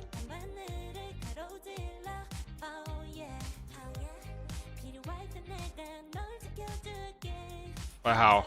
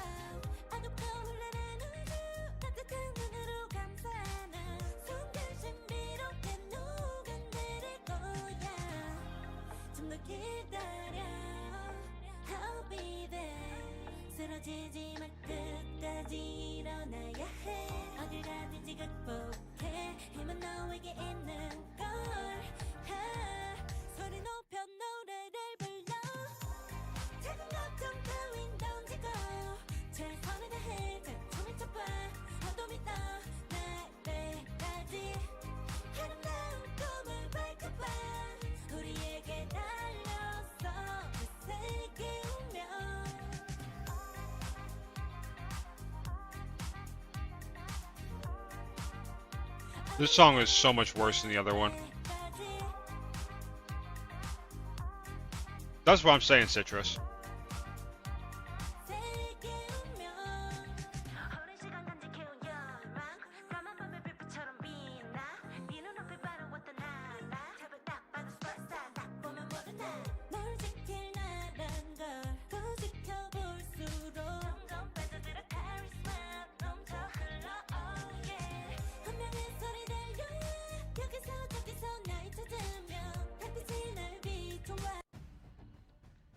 Welcome one and all, Zoe here, joined by I don't like Elsa Sniper. I don't think you should design a character that doesn't have a weakness.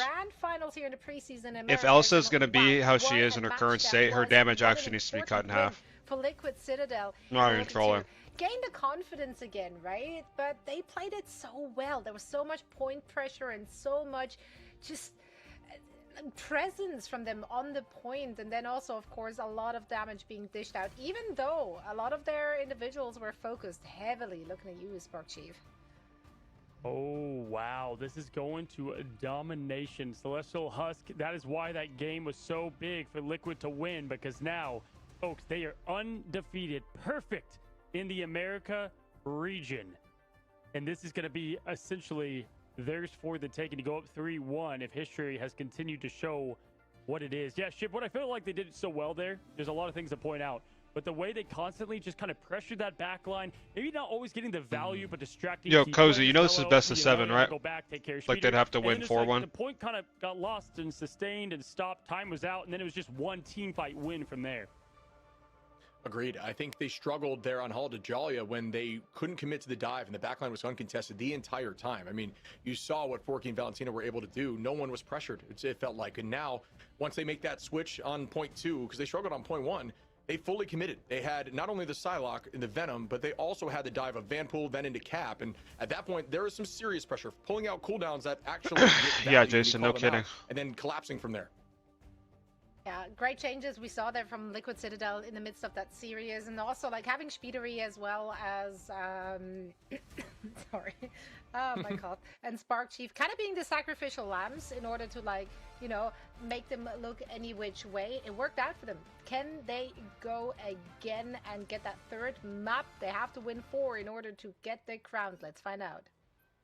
All right, Ship. Here we go. We knew it was going to go at least a lot of the distance. Will it go the full amount now? Looking for the vibes up top. Forky Dog showing that animated Black Widow. Camp going to be banned on both sides. Elsa saved. Last time, Ship, when they did play another Dom, there's a Cap ban, Deadpool Vanguard, Magneto, and Gambit. Yeah, and we are going to see the lock-in here, and this is the change-up. They said, all right, we struggled a bit with the Wolverine there. Let's try to find some value with the DD, which is going to be mismatched, and I believe it worked for him in the past. Why not do it again? But the mismatch change now is, instead of having that, oh, this is crazy, the Elsa and DD mismatch, we're going to see which gets more value right now on Domination. Interesting. Hey, that's putting a lot of trust in, you just said it, one of the best Ultron, yeah. in days, right? So Days, towards the end of that matchup yesterday, was not getting the full follow-up. Energy kept finding them. They brought, it was the exact thing surely it's right support proc. Yeah, I was going to say. This is going to be on Celestial Husk, which I would give a little bit more room. I thought it was going to be Jeff, but Mantis makes sense too. About and finding those opportunities. We're going to play for Daredevil. That's going to be the triple. thing to watch, as Energy has got to keep his eyes forward, but also protect. Did I watch the We Lost game? No, I didn't. Line. Now, looking at the ban, Doctor Strange has been. I saw they took a map, though. And I am all about this higher and higher as the stakes get there. But, man, a little bit of a speedery ban once again. Yeah, that's just been the story right now. And it didn't necessarily work because, you know, I think the new solution that we're seeing from Team Liquid Citadel is if they're really struggling on a duelist front, he'll just run Star-Lord and get valued that way. The Vanpool mismatch is coming through as well. The Mantis mismatch. This is going to be, there's a lot here that I'm curious about how it lands when it's on the line. When you have that DD damage boost, when you don't have the Elsa on the other side, is that enough to combat that problem? Is it enough to peel? We're going to find out together. You played 2 lives on this Panther? Is very different strategies from both teams. I like to see it. I do not know which is going to be better, but Domination has typically been in Team Liquid Citadel's favor. Will they continue to make that the case? Yeah, now this really highlights what Fox does well, you know, versus the dive. And so that also is going to lend to the strength of Nero as that strategist. So do like that they're able to go into that. In fact, Fox, I believe, was one of the bans against Liquid last time in this Domination map number 4 because of that very reason. They did the DD save and they tried it all, did not come together. But Paulie, being that first Avenger, as he should. It's been Spark Chief a lot on Domination as Cap. But this time, I mean, buddy, I've been playing a lot of Venom. Celestial Husk is a joyride for the symbiote. Going around the pillar, the Necro Sword, diving down, stalling. He can do so much on this. Yeah, there's a lot of point stall potential on this map, and that's why you're going to see the Cap as well. I mean, in terms of stall comp, obviously Team Liquid Citadel has it in the bag, but that is not necessarily always the case. Oh, it's going to be match back now. Scatter makes a change. I was sure it wasn't going to be Angie, but I just wasn't sure who was going to land on. And looks like it is going to be pretty much almost an even match besides that duelist line where you're going to have that Elsa versus the DD. We're going to see what the strategies come out the door as they would likely change. That could just be a bubble play by Forky and the switch off. But no, looks like Forky's going to stay on that Jeff. Interesting. They prodded Mantis to not play it. Here, buddy. Yeah, Dive was calling and Energy always answered every single time yesterday, even though they didn't come out with the win, did in Domination. Flawless, folks. This could be their first loss in one of the most important matches in Swamp Gaming's young history here in year 2. What do you mean? This is a best of 7, which means that they don't win off of 3 maps, right? Shenanigans. Probably going to rotate over, throw the shield down and connect with Mello. Goodbye. Like, right? Like, yeah, folks, you can do a great job peeling and tracking some of those invisible heroes when you do have your Saw ready as Cap. You throw it at the ground, 100%. You know, showcase where they're at if they're nearby. This is best of 7, so if Liquid win this game, it doesn't. Well, it matters, but again, Pauly's in the conversation for the best Cap in the world, if not, you know, guaranteed at that position, just based on what we saw last year. Taking advantage of it off the rip here. All right, now with Two of those top-tier heroes ban. How will Melophobia end up playing? Obviously, Phoenix, really good pick, was going to show a little bit on the side lock, but obviously quick into that. Spark Chief looking for the hunger of the Jeff, diving in early, and great just survivability tactics from Forky Dog off that invis for now. Only going to go ahead and keep up that pressure. This is going to be a tough point to take, Ship, from Liquid. They've got 2 Vanguards that can keep this thing alive forever. They've got to get Spark Chief out for him not to come back in it, and that's hard when Nero's taking care of that dive and answering. And you can see there pulling up that melee form whenever they need to self-peel. Polly finds another Spark Chief with a 2-piece for 1. 2 for 1 is energy. And Speedery clean up a few more. And this is a clean textbook start once again on domination. First to 4, yeah. Citadel. So I don't know why Cozy's talking about like play, right? Because typically you only could do that with the Venom whenever you're doing the ult. You know? When everybody dives in with the OK Go, right? You're able to get that last second damage that's not always accounted for. Slow down and pop. Both of them dead. Cooper has the show to move forward now. Continue on the show that Liquid Citadel has on the defensive side.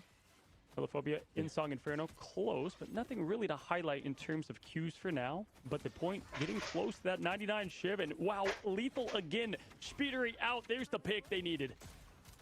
And you're going to see the Phoenix switch here from Melophobia again. It does a decent job in peeling with that stun, but also has the reset in terms of that ultimate with the N-Song Inferno. Sophia. Coming in from the dance floor, maybe combined, except actually Psych Live. That was from Cooper, as that's just an answer. Spark Chief finding 4 keys. Another start here for Team Liquid Citadel, who are even in numbers now ahead. Energy cleans up Days, and there is going to be some commitment from I mean, this is looking Cooper like a solid Citadel win. Fine, but this time for Swamp, and they need to keep this moving now, as there goes that Freedom Charge. Spark Chief, again with a pick on a Melophobia, is finding so much value on this Venom. Speedery onto Valentina, and I do not know that Swamp can bounce back from this. I think Citadel has this in the bag for map 1. I'm telling you, man, this is the Symbiote's home court. It's just so much room to play in. Feast is Venom hitting everything perfectly. Here comes the Q and the bite. Trying to stay alive, gonna get fed up from the teammates now, and munches on Scatter. Nothing but survival and sustain is what he was going for there as he dives the backline. A good peel from the team now. Scatter takes Whoa, what is Spark doing? You don't have your shields, bro. Days the trade, but that is going to give enough time now for Spark Chief to swing back, but the point is still there. Days, oh my days, gets another, but this is what I'm talking about, Shiv. The defense is too strong for the Helm's Deep that is Citadel. Oh, he tried to get back there for the portal commitment. Oh, I thought it was going to be coming in from Liquid Citadel, but they got to 99. That was the entire goal there. They're going to reset as a unit and take this fight. Folks, we've seen the comeback before, and honestly, there was an ult advantage there for Team Liquid Citadel and numbers advantage, but a huge ult from Forky to keep them healthy, allowed the team to retake comfortably, and they do win that fight. So they did come back with a nice ult disadvantage fight win that could be enough momentum for them to keep this moving forward. Look at that answer immediately. You've got the Venom and Days up top. They're ready to go. It's really bad from Days to die right there in like one rotation. The Mantis, but then boom, gone. I swear Days was like first dead like they were able to 3 times this map. Just like that. Now Melophobia is going to switch once again. The Phoenix was not the answer. The White Room sheet goes as now Star-Lord looking for more. Wow. Polly is just so disgusting. Doing everything that Captain America wouldn't do in the MCU right here in Marvel Rivals. Throwing a beat down on these heroes. Yeah, uses that cover to iframe the ult, comes back and uses the shield to clean up the Jeff from Valentina. That's textbook play there as Speedery gets another pick onto Days, and Swamp are trying to hold on for dear life, but they are being dragged down as the Citadel holds strong here on domination.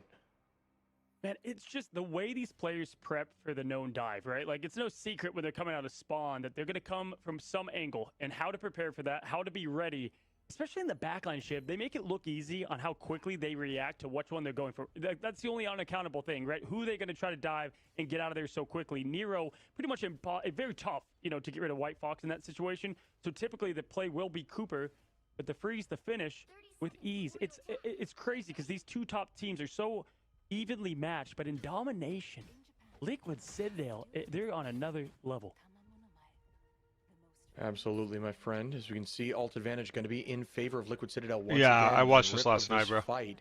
We'll have energy with the Glartrox. Nero. Yeah, we lost it 4-0. Right yeah, they did. Another answer, and that is a ton of response to Days, Kraz, and Mellow, which will be the first 3 on the side of Swamp. It's bugs. Theoretically, to get ult. So There's a lot here. Swamp can definitely bounce back, but they need to make some big plays right now. Nothing should be able to pierce through it, like battle. Beams. Well, they've got to recover, too, from protecting the DD. Yesterday, the Daredevil didn't work in domination, and then you take away all the only thing that pierces Daredevil grab is, or Daredevil block is grabs. Like Hulk grab, Emma grab, Rogue grab. Heroes, and you're not going to get anything like that as Glartrox takes the first Avenger right off the map. Goodbye, and the flush and the finish again from Energy. This was won a lot in the ban phase, in my opinion, man, and I did not like the protect on the Daredevil, personally. Yeah, I mean, I think their draft might be fucking terrible. Been important. I think that's a good call out. I think like you're saying, the Daredevil. Now Mello is on Star-Lord, which is the worst hero in the game. Consistent die, but your whole team's kind of scattered right now. The focus is all over the place because they're just all over you as a unit. They prodded Mantis to not play a Mantis triple comp, and then gave them Elsa with, like, without their own. Like, I don't. They do not panic by any means. And they're so pointed and directed, and they keep. Surely they know something that we don't, right? Like, surely this wasn't just a fumble like GG, we lost the draft.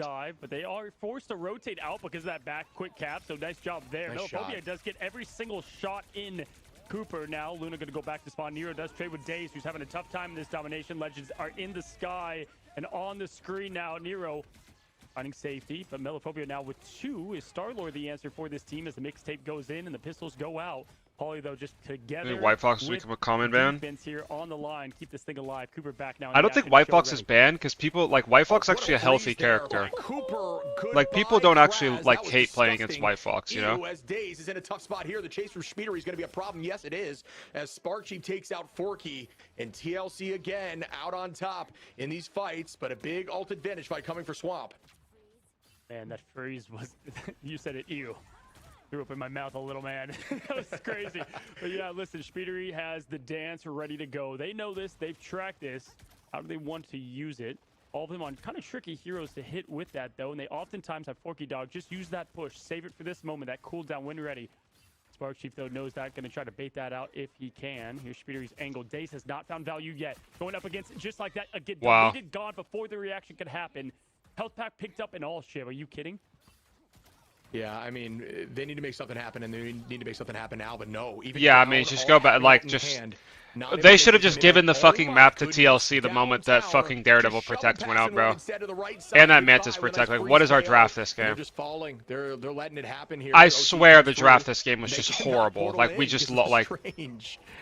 Yeah, and that is why that third map was so important for them to take Swamp Gaming, because domination was going to look just like this. Speedery slices, dices. Daze has not seen any part of Celestial Husk, just the spawn room now as the Glartrox comes out, finds Valentina in it, and with that, Citadel has not only been building this foundation on the Swamp, they've damn near removed it with the slice pop and finished the Elephant Gun. Are you kidding me, Shib? They are just farming now the highlight reels. Who wants the top 5 plays? Energy's doing trick shots at this point. Get deleted, Star-Lord. Peter Quill just got his head taken off there. That was insane. I mean, buddy, we thought that might be the case on Dom, and that's why last map was so important. But I didn't think it was going to look like that. The ban phase, you cannot allow that Elsa mismatch. I don't think DD's worth it on Dom. I mean, outside of a complete, not reverse sweep, but, you know, outside of Swamp, taking this all the way to 7, domination, flawless, no matter the result here. In the case of TLC. They have not lost one, even the zones looking clean as we look at the stats across. And again, just tough footing, right? 6-9, 3 eliminations. The duelists were kind of a non-factor there. And that's where a lot of their plan was too, right? And they liked what they had up front. But man, as we said, it's those Vanguards to watch in the pre-show. Those are the ones that keep your eyes on. And Cooper back into form on the MVP. Yeah, some really solid Luna play, a lot of value. I mean, 7 finals and having 17K, the most healing. You can't ask for more than that, folks. Keep it locked right here. 3-1, Team Liquid Citadel up. Can Swamp bounce back? We'll see in a minute.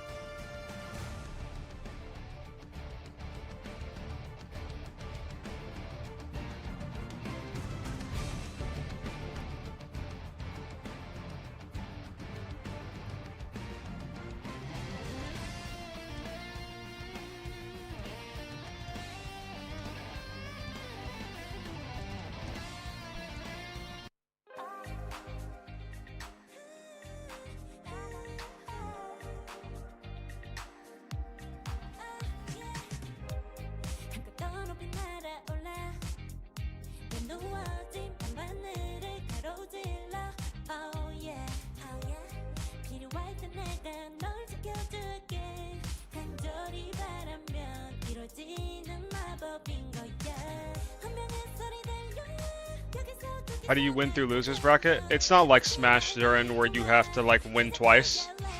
Once you're in grand finals, like it's just whoever wins grands.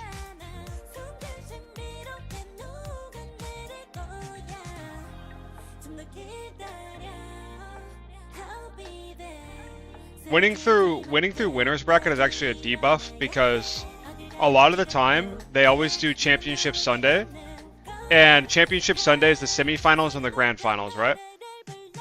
But if you are in losers bracket, if you're a losers bracket team, you get to play that series and then immediately go into grand finals. Whereas if you're a grands team, you don't get the warm up. You just go like straight into it.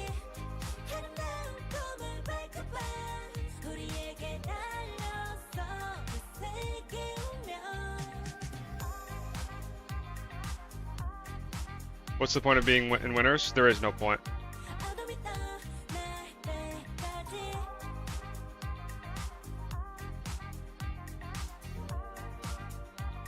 Yeah, I think you get like the first map pick or something. But even a lot of the times, like the devs, like I think in this game, I think that they decide,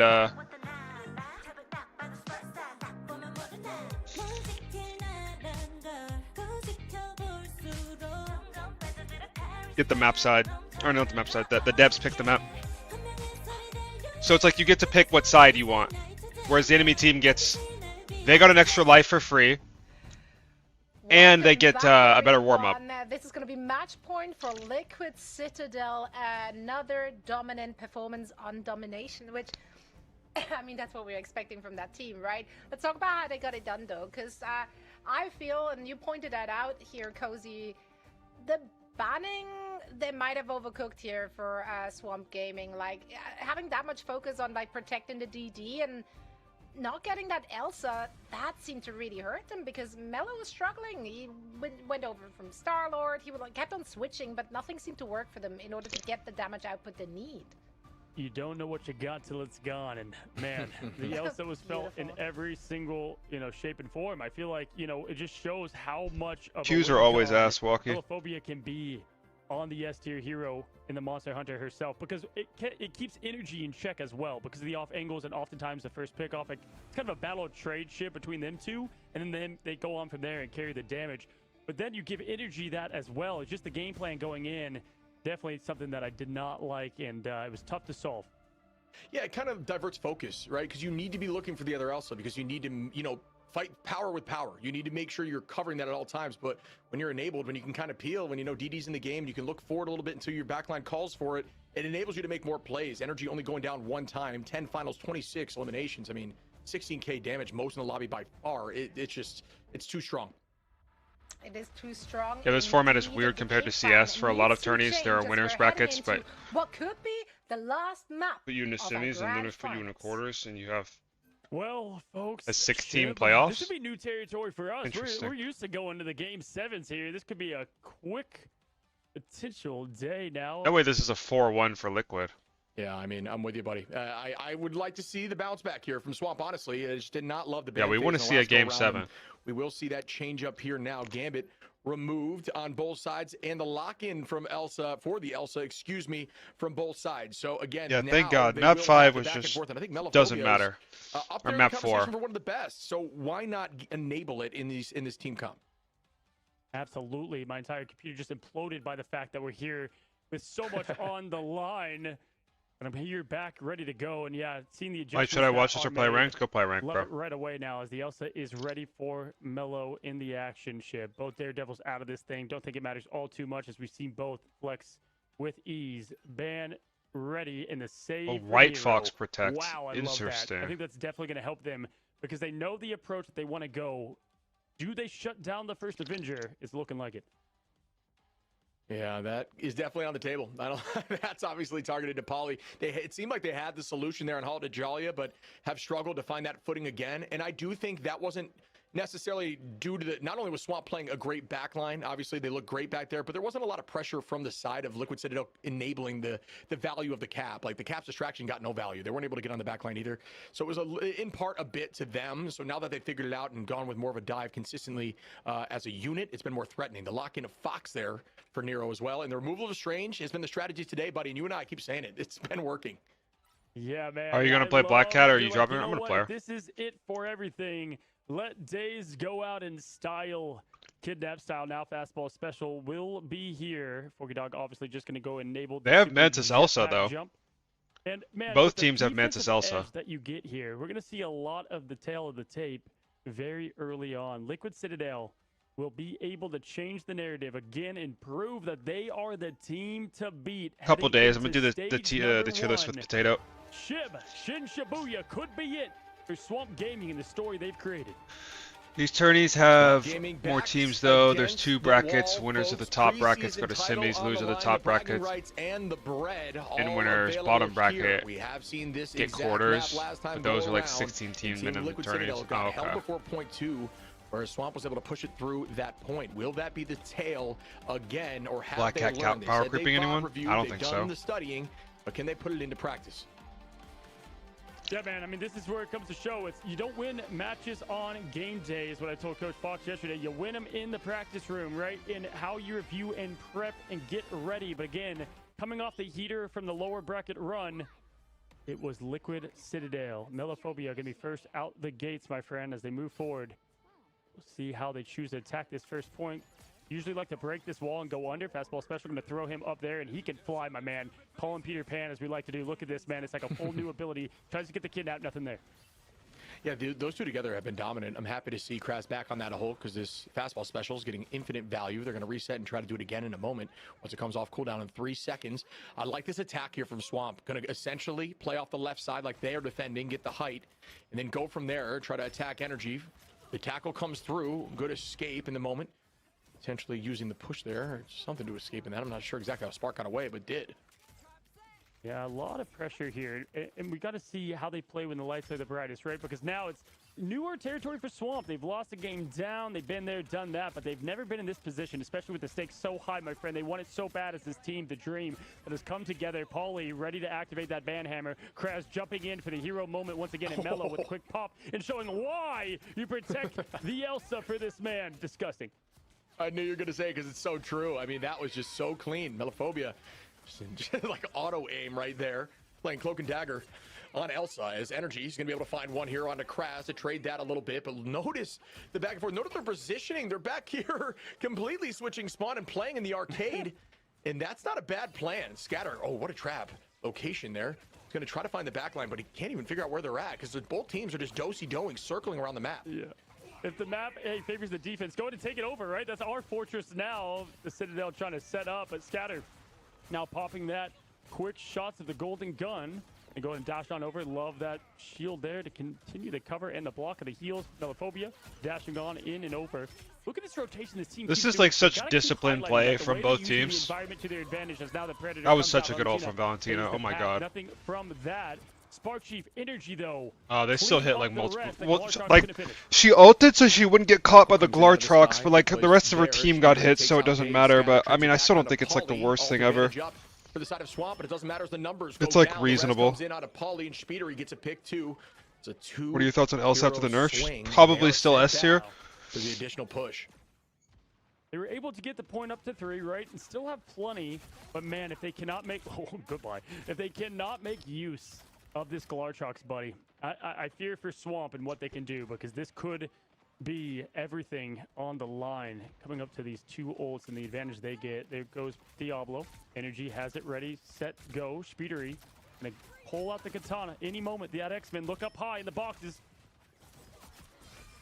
There's a tackle coming in now as Daze takes out Spark Chief, and they need some momentum now as the C is committed. What a tackle! Oh here. my god.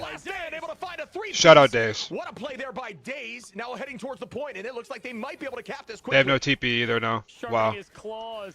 Fastball into like a 3-man ult. Like this guy just did everything. Beast. The X-Men now get the point, make this interesting. 3 minutes, 20 seconds on the line, folks. Swamp Gaming gonna get this messy once again. Kraz ready to jump. Monster mode activated shortly. Speeder still hanging on to this ult. Trying to find that opportunity. Like the patience, respect it. Now both teams showing that patience. You don't always need to go in guns ablaze and shit, but try to find that time and that value. And here goes Scatter on his moment.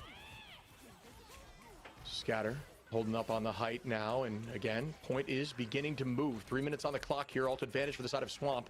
Things are looking good for them in the current moment. Energy should have ult soon. Cooper with the dance floor.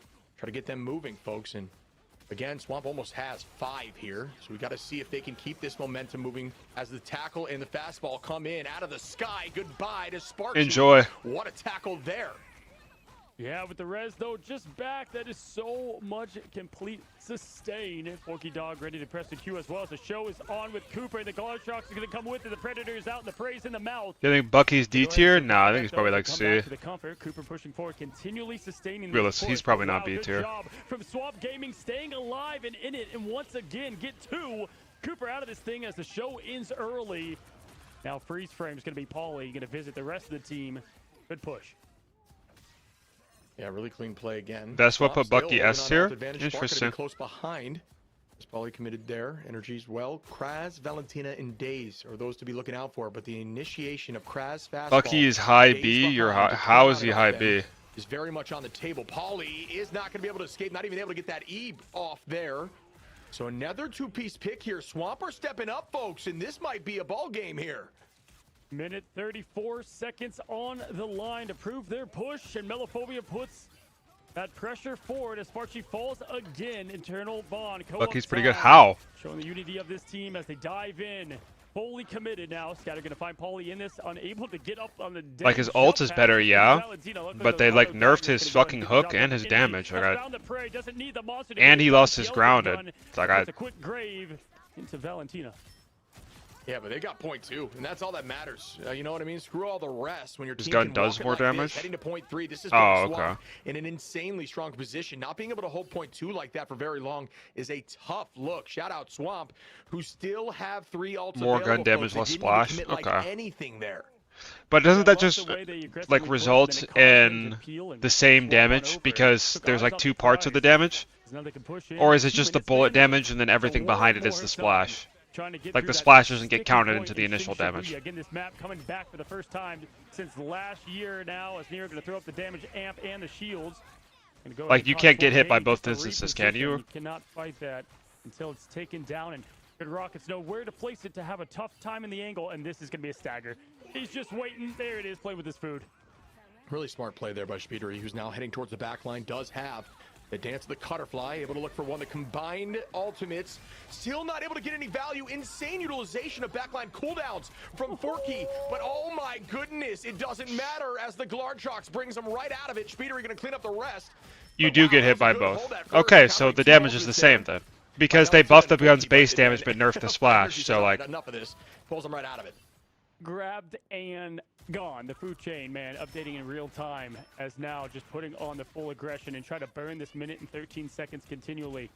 Paulie, Meteor M, ready to dunk. But you don't? Okay. Ready for Swamp now as the Meteor goes up in the sky, trying to hit the 2-point. He slams down, and I think the environment blocked it there on the top. That's a bummer. I feel like Dave's been holding this alt for too long, but is waiting for this as an answer potentially, and we'll try to make something happen with it here in a moment. What a play there by Kraz, who's going to find 2 here, likely. Yes, will.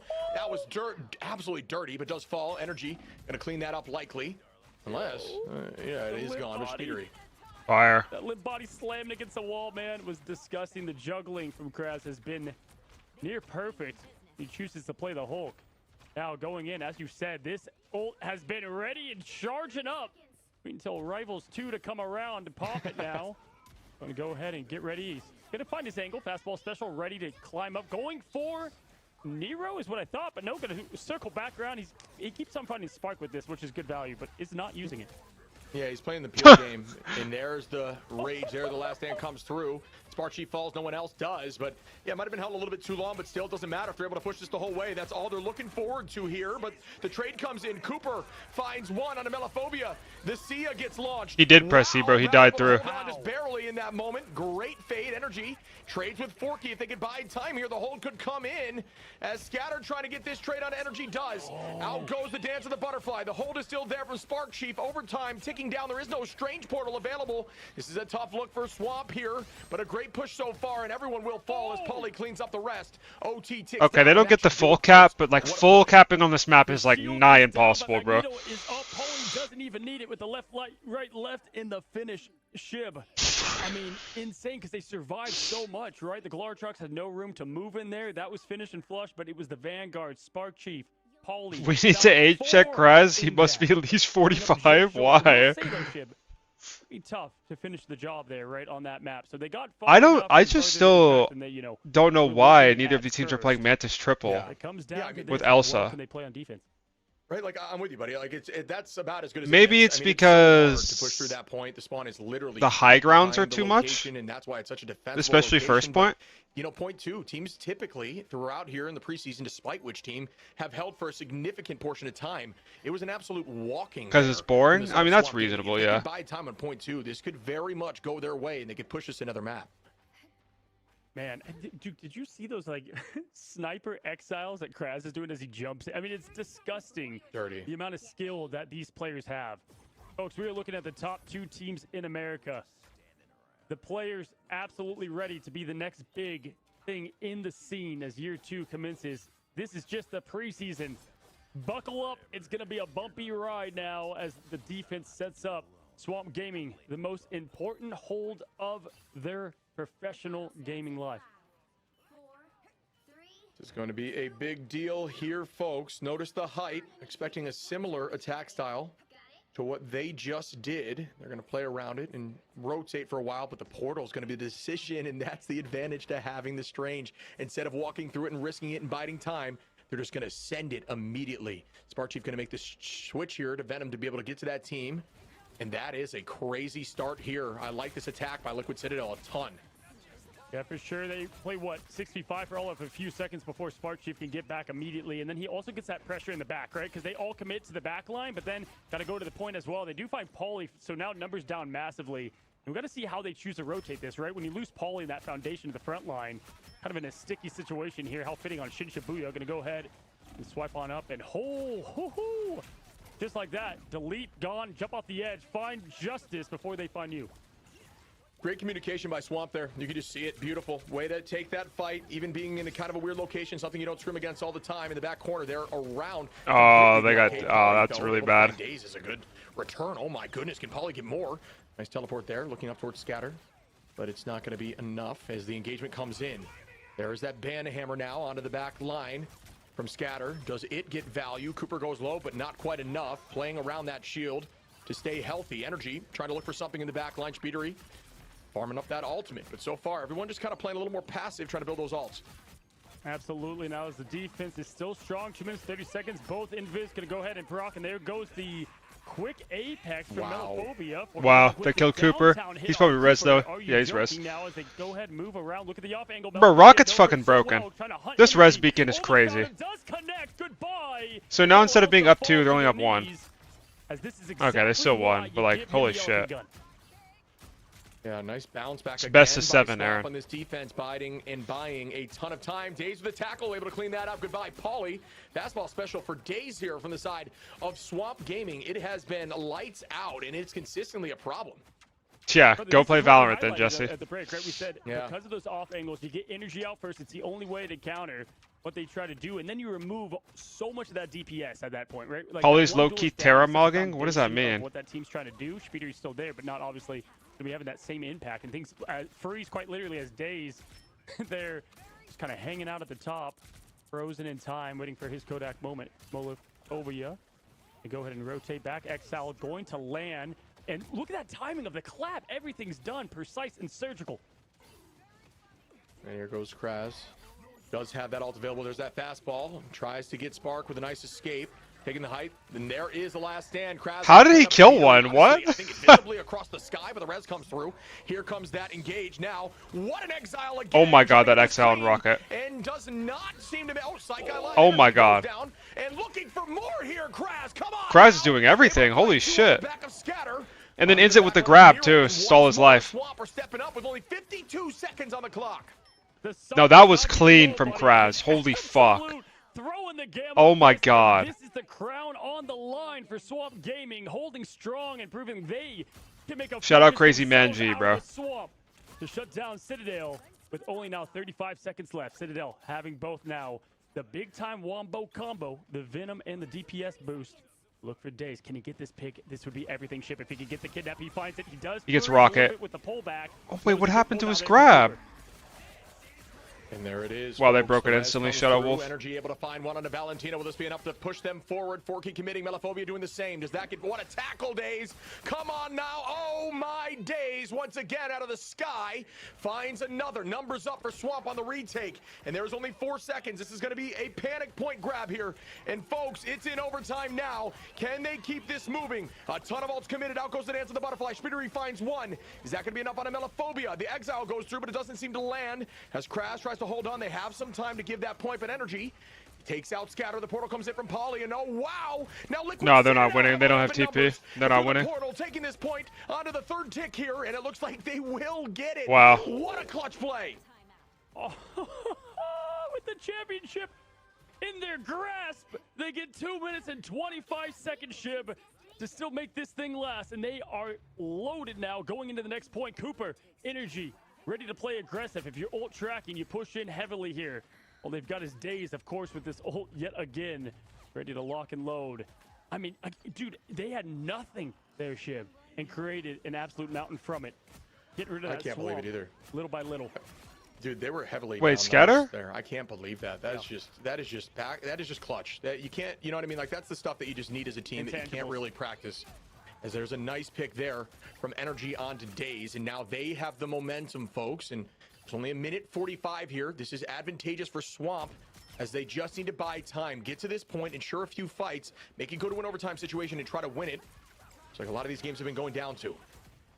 Yeah, if you're a fan of Swamp, take a big deep breath here. Reset. Don't go and get too aggressive now, as the shield's going to pop up. Cooper trying to pull in that moment for the pick, but not going to happen this time. Going to rotate back to safety. Forky Dog now ready, locked up and loaded to protect their team themselves. Watch out for the Apex Predator now, as Monster Hulk is in the back, as well as the Banhammer. There's a lot going on here as the Color Fest continues. Energy finds the best from it. Are you joking now with the res back? Cooper is, but Melophobia dashes. What is it? Dodge, duck, dip, dive, and dodge. The Patches over Cool Hands special. You didn't know it. You nailed it. First try. But yeah, dude, honestly, this is just textbook back and forth. Both these teams are just playing lights out of their mind. Does Swamp get an advantage for starting winners bracket? No, they don't. Swamp. Scatter has priority on point. Polly trying to gain some pressure here, helping peel the backline, but they are deleted. Goodbye, Nero. On that Rocket, who had the Sia available, 40 seconds in a dream. Wow, that's so unlucky for Forky. Finds one Valentina, another Scatter onto Energy now. Daze onto Speedery, heavily up in numbers now is the side of Swamp. And Liquid Citadel may not even have Portal available just yet. Yeah, they don't. And man, you could just. I did not know that, Aaron. To continue this thing from Swamp Gaming, locking in all together as one. Both teams in person. Ready like a land now. That seems wild to me. Yeah, it's weird. You don't get anything for being an upper bracket finals. What they need, but Swamp Gaming, they go ahead and try their best to hold this steep and strong, and they group up together, taking all the slices and dices there from the side. Like Forky Dog, again, crowd on the line. Hold strong here, and you continue this thing, Shiv. Can they do it? Folks, this is just absolute entertainment, and I'm having a blast being here as we see more commitment. Overtime begins. We've seen the clutch moments. The Glartrox finds one. Does it clean up the KO, though, as Daze is trying to hold on to the point. The Exile onto Polly there from Kraz. The boundary's out now. Is there going to be a last stand from the Wolverine to pull them out of it? No, not quite yet. Kraz falls on the top side. Kraz nice is pre-fighted. Daze, and the escape goes out from Polly, and that's why you use that Vandal. The Glartrox goes back. They insta-broke Glartrox, though. Goodbye to Bruce. Holding on to the point. No ult's going to be available yet. Spark Chief going to be the first. They have time. They have time. Just no one else die right now. It's going to be the feast versus the stand. Who gets more value? We'll find out shortly, folks. Kraz back on point again with that Hulk, but it's anyone's fight here. Daze as the monster that he is. Elsa the Hunter looking forward as the Kraz is back. From now with the dodge. Oh my god. With the dip and the ult slams down, shuts down the DPS. The Energy's back. Energy's back. It doesn't matter. Trying to hold on. Liquid Citadel looking for point 2. Koloho trying to find some solace. Daze slicing, dicing, animal stalking. They C9. Oh my god. And come out on top. This is insanity, folks. We are heading forward again to another game. Wow. Let's go. Absolute battle. And bring us game 7, boys. Give up. Team Liquid Citadel looking so good, but it doesn't matter when you go against the most clutch team in these moments. Swamp Gaming bouncing back. Scatter Genji on top there. How fitting. The one coming out with the W wearing the TLC jersey from Scatter. The Deadpool, man, absolutely crazy performance, and just, you said it, man, you can't teach it. Clutch in the absolute veins, my friends, and we knew it was going to come down to everything these players and teams have. Damn, Energy died 11 times. Holy shit, that's a lot for Elsa. Paulie died 12 times.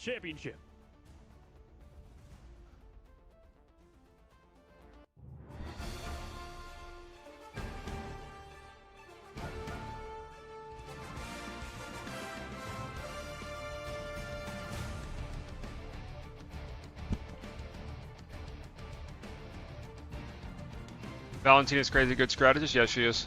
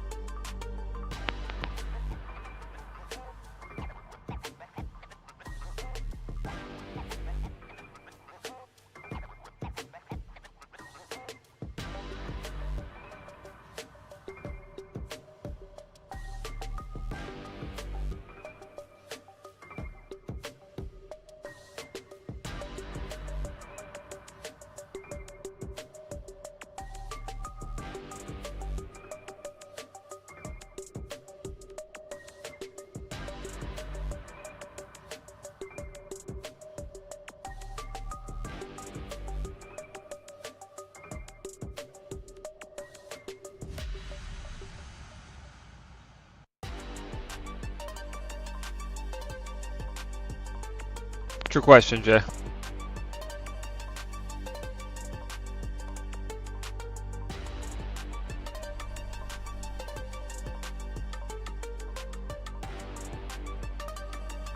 How relevant is the melee weave? It's decently relevant. You should learn it.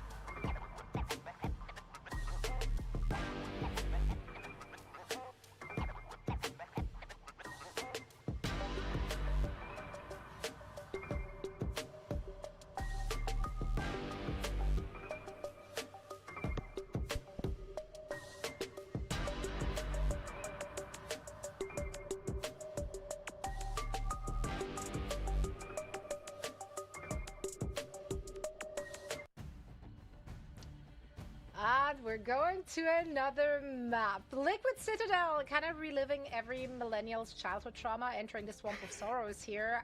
There are just so many clutch moments from Liquid Citadel, which makes it so hard if you then end up losing a match, right? Like, you're losing a map where you clutched up like time and time again in order to keep yourself alive.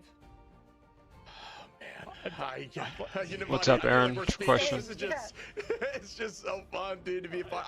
I don't know how this is happening. What's going on with Marvel Rivals Esports? Every single game is so heated, dude. It's insanity. Just as a man, caster sure, but as a fan, it's so fun to watch this and like the heart, man, that these players got, because again, we just heard like Paulie, Citadel, they don't like to lose, but you can just feel them all in one room together, like through the screen, on how well they're able to hold down. Like, you can't teach the things that they're doing and the clutch that they have. It's so funny and so fitting, because Melophobia said last year the lights were too bright. They kept saying that. That was why. Man, it's like they've got. Hot take. I think all the supports need to be brought to White Fox's level. She genuinely might be the most balanced support in the game. Right? Like, no, she's overtuned, but she's just not toxic to play against. Like, she's an honest character. It's just too much. I mean, it helps that they don't have to play like live in front of an audience. That adds like another layer. But even in this scenario, where they're either in a team house or in the comfort of their own home, it's a lot. And especially if it's a rematch, and especially if people have such high expectation of you and your team. For both of these two teams, that rings true, because these are the top two teams in America, and perhaps even beyond. Oh, man. Yeah. I mean, we've seen the repeat, right, Coach? You can walk us through this, but right, they got held .1 here for TLC, so this is just another opportunity for that to happen or change the fate, I guess. Yeah, so it's funny. One thing with best of sevens, outside of obviously the back and forth, is you start to kind of run out of map options, right? Like, you know what you love as a team. Well, they picked Spider Island to get right yesterday, and it could not have been further from the truth. Now, looking at what happened in the pick ban, I think it was what? Groot, Ultron, Loki, Gambit was banned against Liquid last time. And so we'll see if they continue with that fate. But either way, man, it's past that at this point. It's about the heart and the finish and who wants to come out on top. Yeah, let's see if Liquid Citadel want it more. It is match point for them. So all the pressure on Swamp Gaming. Speedery with the torch, fucking icon as aura. I don't think we've done, man, ever anything that isn't a match 7 when we have the grand finals together. So much fun, man. We get to do it. It looks like potentially again. Swamp Gaming, Liquid Citadel. Here we go. Oh man, folks, as we see the removal of Gambit, goodbye to the DD, and the lock-in once more of the Elsa matchup. And folks, at this point, it is absolutely anyone's game. It is game, set, match here for Liquid Citadel. If they win this, Swamp Gaming need to keep this alive to move forward. Mirrored bans, yay. They make that happen, folks. Whatever team you're rooting for, you better get loud in the comments for them now. They need it, because this is pure insanity. Swamp Crotch range this time? 14 in the last 24 hours of casting Rivals. I barely had time to sleep or eat, but I don't give. How many gifted for a shirtless stream right after the gym so we can see how over-exerted you are? Gonna be banned 50. Sticking with their formula from the last time. The Strange Protect is just, I mean, would you have ever expected this going into the preseason, man? That at everything on the line, that I'm not playing Daredevil until I get paddles. Is going to be protected. We lost every time, but with that comes the Wolverine ban. Yeah, because you run out of buttons. Absolutely not would I have said that, but you know what? I don't hate it. And I hope next season they fix the double ban problem. I hope they fix the double support problem. I want to see more triple in these grand finals. It plays well for that kind of comp. So we'll see what that looks like, as they're going to try to run that probably on the attack off rip. We'll see who they combine it with for the triple backline. Mantis is on the table as well, dude. So they can go tried and true here if they want to.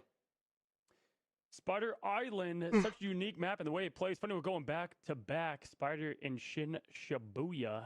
Half the time I can never tell what side I'm on. I think it's the frog on the loading screen means you're on defense, man. That's all I've come to, because sometimes the wording a little weird here. But either way, on the attack and defense itself, you can see on the top, my friends, as Speeder, you're going to lock in the Ultron, and they're going to go with... Crazy how Spider-Man is the most controller-friendly melee hero, is he? Team Shib, as you know, like to go with the triple Vanguard on the defensive front. See what they do here. It doesn't look like they're going to follow suit. Nah, just running... Oh, actually not. Oh, yeah, they're running that triple backline from the side of Swamp, and looks like Scatter is going to be on that Strange early on to use the team up with Forky. And folks, why are we showing Spider Islands? Playing Strange at the top level, you're really playing Strange kind of. Or Shin Shibuya, like we just watched this map. That pull on your release of the Dark Magic, and it allows you to combo better, and that's why the top Strange is finding a lot of success in Ignite with that team up. But still, the reason sometimes they don't want to run Strange is because they want the ability to portal whenever they need to. But that what's up, Young Lord? Citadel going to be running a comp that is going to be Bunker Buster should they need it, but they're going to find out shortly that they're not running a because we're actually on Spider Islands. Yeah, and Swamp Gaming is I'm alright, bro. Storm Moon Knight. They did that last time, and that's kind of how they address what Liquid Citadel likes to do on the defensive front. Oh, they got King Scatter on the Doctor. On the Strange has not had access to the Surgeon yet, but let me tell you, he will serve some medicine in form of Agamotto's. Has hit some absolute fat ones here on the biggest stage. Now going to go ahead and get himself some nice pressure and space. Going to be able to have the comfort of the Ultron drone to keep him nice and healthy as well. Remember that shield, not what it once was, a little bit down on the overall health, but still plenty to make that pressure. Oh, his right click just disappeared. Enjoy. Retake in a moment on point, but the space is being taken here by Liquid Citadel. The dive comes through from Polly now, peeling that back line from Kraz, who's on that Venom. Had success into this comp before Team Liquid Citadel. There's the commitment now from Polly. As we see Nero now, just trying to self-peel on a Kraz who will go down. Good shot there. Oh, fat Kraz. And they're still moving forward. Yeah, that was an absolutely huge hit because you're just able to now move the point with ease, one on it. You know, so many times you want to get all three, get that thing moving, but it's all about putting that pressure and focus, aggressiveness on the other, forcing them back in. They rotate well as they always do. Scatter getting low. Scatter now down. Scatter dies. What? One of the biggest advantages of this Merc with the mouth. Speedery throwing in the Age of Ultron. This is before that was a really bad death. Well. He died right as Kraz got back. And Kraz is dead again. Symbiote, and Kraz is a non-factor here early in point one. Yeah, they are just playing around this point. They're doing exactly what they want to do, and that's play on the Groot, use that to take space, and then just play as a stack on point and roll together, peel each other, and have good comms. And it's been pretty dang clean so far as the initiation comes through from Daze. The Rage of Ultron netting not much value. Commitment of Portal as well. There's a lot of answers here from Swamp, but a similar story for the side of Liquid Citadel. Spark Chief with a big ultimate, gets answered, but a wall comes out, and I think that might have been from the side of Kraz. I'm not 100% sure. Yeah, okay, so in the Glartrox had every single person in it, but hits the wall at the last second. The Agamotto slams down. And there it is, and there's the 3-man eye again. Fucking Scatter is so good, bro. Oh my god. Holy shit, that's why they ban the Strange every game right there, bro. Yeah, really good fight there from the side of Swamp. They, Liquid Citadel committed everything. And this guy is the doctor. Kraz should have ult available here, and it's going to be uncontested. So likely going to try to find a flank angle to make that work. The shield, well, there will be no shield really to stuff it, so it's kind of free reign. And there's that all on the back line. Can they combine? Throwing the bubble shield to try to protect, but goodbye to everyone off the back of a huge ultimate from Kraz, who pays for it, though. Wait, Kraz went Groot. He cut off a Venom. Then he died. And was able to get him back after back, like in between cooldowns in the swap and the finish. That was just sexy, man, if I'm being honest. 67%. They're farming up ult by the millisecond, looking like Moon Knight out here. Scatter ready for another Agamotto. First one did hit. Triple strat available. Kraz is for no, he has 3 deaths. Gets so much advantage, but right now solving the puzzle. All right, folks, and again, Liquid Citadel now with ult advantage. The Rage of Ultron comes out. Malaphobia with the Glartrox to try to answer if any of this stuff. The movement goes out there for the top side of Speedery. Scatter able to take out Energy on the Wolverine. Is a good start. Wait. Why is Energy on Wolf? Is out from Malaphobia. Scatter takes out Spark Chief, and they are walking it back once again. He's off Elsa. Yo, who paid Energy? Gaming, looking like bro, he's staying on Wolf too. Exact same map. Oh my god. Reality bending in their favor. I was about to say exactly what was called for them to take this thing the distance now. We've got Elsa with the AI bot ready of Ultron, and there comes the Ultron ult pushing them back, and now dangerously low is Spark Chief, and time is ticking. 7 seconds left. What do they even have available? Cooper going to be able to have that ult, and the show is going to continue on now. Oh, they won. They won the round. They won the round. You can see in their cameras. Yeah. Time. They can't touch. Are you kidding me? The Ultron snipe. I'm just picking my jaw up off the floor. I think Paulie couldn't decide, or not necessarily not his fault, but couldn't say, hey, I don't know if I can touch here. There's too much pressure. There's ults out. We're going in the to sky. 7? Yeah, I hope so. Tried to make it happen, burning every cooldown to get there, and paid for it instantly. Falling, not allowing the 3-second touch, folks. You got to touch within 3 seconds for the OT to tip. TLC just lost the series? What do you mean they lost the series? They still got another map after this if they lose. Wow, what a defense. It's still losable though. Like this defense is really hard to break. End of the pop of the primary as he was coming towards it too. Like it was within the exact Why did they buff frame the Ultron and the devs retarded? That from pushing into OT, and they had the show. There's something. And they were close to the Apex as well, which who knows what could have happened there.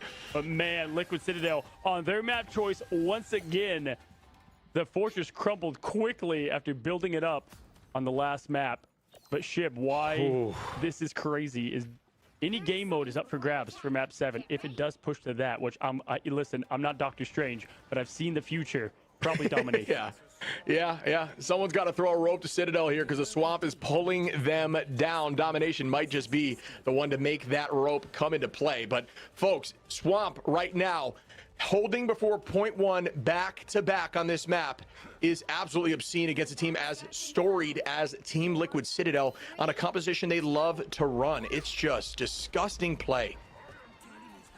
Oh my days. Here's the Moon Knight.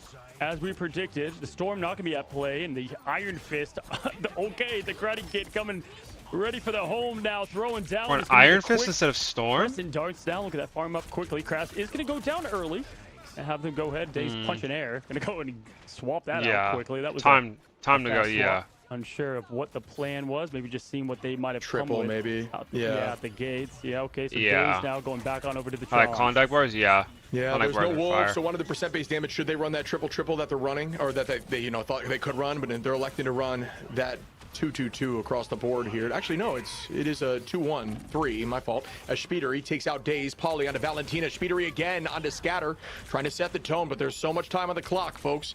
They're going to have to keep this momentum in their favor if they want to shut this tournament down and take the preseason home. Remember, they need a win here. We want to win now. We're on Mantis Ultron. Would just push us to Game 7 map choice in Liquid Citadel's favor. Man, they pushed this thing on blast with the Storm last time. Surprised they didn't go with that with the Moon Knight out the gate, but instead they go ahead and try something different. Now, with what they're rolling with, it can be tough to push the point, right, with the triple strat. Not easy on the offensive side, but they're trying to do the impossible as they've done with the defensive hold just shown. Speeder going to keep their Vanguards nice and healthy. Pushed up to the Foley is going to be the imprisonment. Group photo ready to go, and nothing is going to be taken as far as the picture of the Olimcam. And there comes the Glartrox. Melophobia sends out the monster to keep them going forward. Yeah, Melophobia's Glartrox is like juiced or something. It just always seems to eat a ton of people and always seems to give value. So shout out there. Great angles, great patience, and great understanding of cooldown utilization, knowing when it is available. And again, getting value is the side of Swamp Gaming. With 2 minutes on, they only have to push through point 1. Man, this is just everything you would hope for if you've been a fan of this esport for so long now. Days up on the top. Looking across the roofs of Spider Island as Extermination are ready to go, and the power of the Ultrons behind him. But watch out for, okay, they're going to go with the crash angle first. I was going to be scattered, but no. Days gets a finish again. The pop on Cooper gets a huge elimination. And what did Scatter hit? Yeah, oh my god. We can't beat Scatter Strange, bro. Of course he hit the Mantis ult too. They need a portal play here. If they can get it, they should be able to get it off if they made the changes. But it's funny because if you wall off that zone, you actually have to take the portal through the high side. Sometimes folks will miss that. No, Cooper was prepped for that. As we begin once more, folks, trying to get on the point, they will do that. The walls are out to block from behind. Cooper keeping the damage out. Is going to be on that Strange. Locked in for the moment, looking for the backline now. E gets committed, but no one goes down. Good movement by both sides to stay healthy. Nero on that cloak for the time being. Dace is on Iron Fist. Switch comes in as Speedery now on that rocket. Spark Chief is on Rogue. Alrighty, folks, minute left. 60-second stand between Swamp Gaming and Game 7 of the Crown. Going to Liquid Citadel. Melophobia, though. Crash finds another. Here comes the Glartrox. Oh. Instantly, what? Here comes now the firepower from Rocket and Co. Liquid Citadel trying to flip the script, but cannot do it. Spark Chief finds one, but will it be enough? The Rogue is out. The Southern BA trying to find some. 38 and climbing. It's Swamp Gaming that finished the job, Chip. You were here, chat. Map 7, boys. America comes down to Game 7. Oh my goodness. Are you joking? I don't know why the fuck he went Rogue, bro. Like, why are we swapping to Rogue in overtime? Like, what? I mean, I'm down for a Game 7. That's kind of fire, actually. Didn't even need it. Melophobia coming out with the MVP. Come on now, folks. This is just absurd. We are going to Game 7.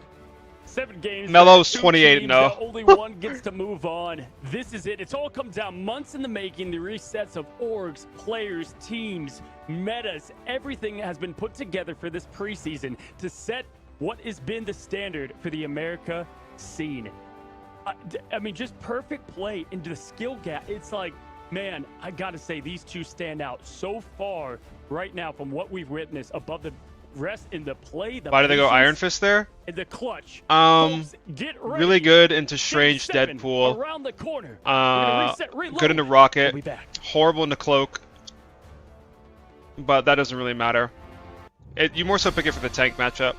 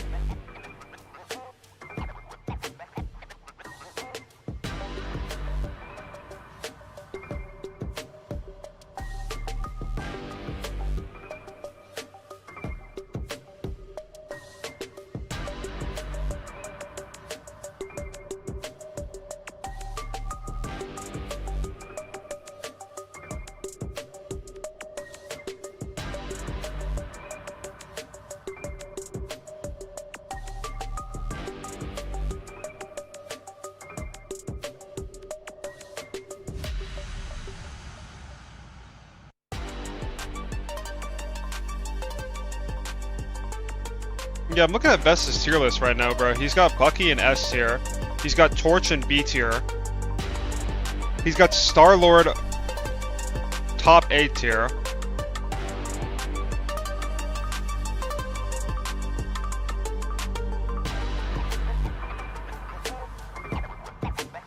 He's got Emma in C tier.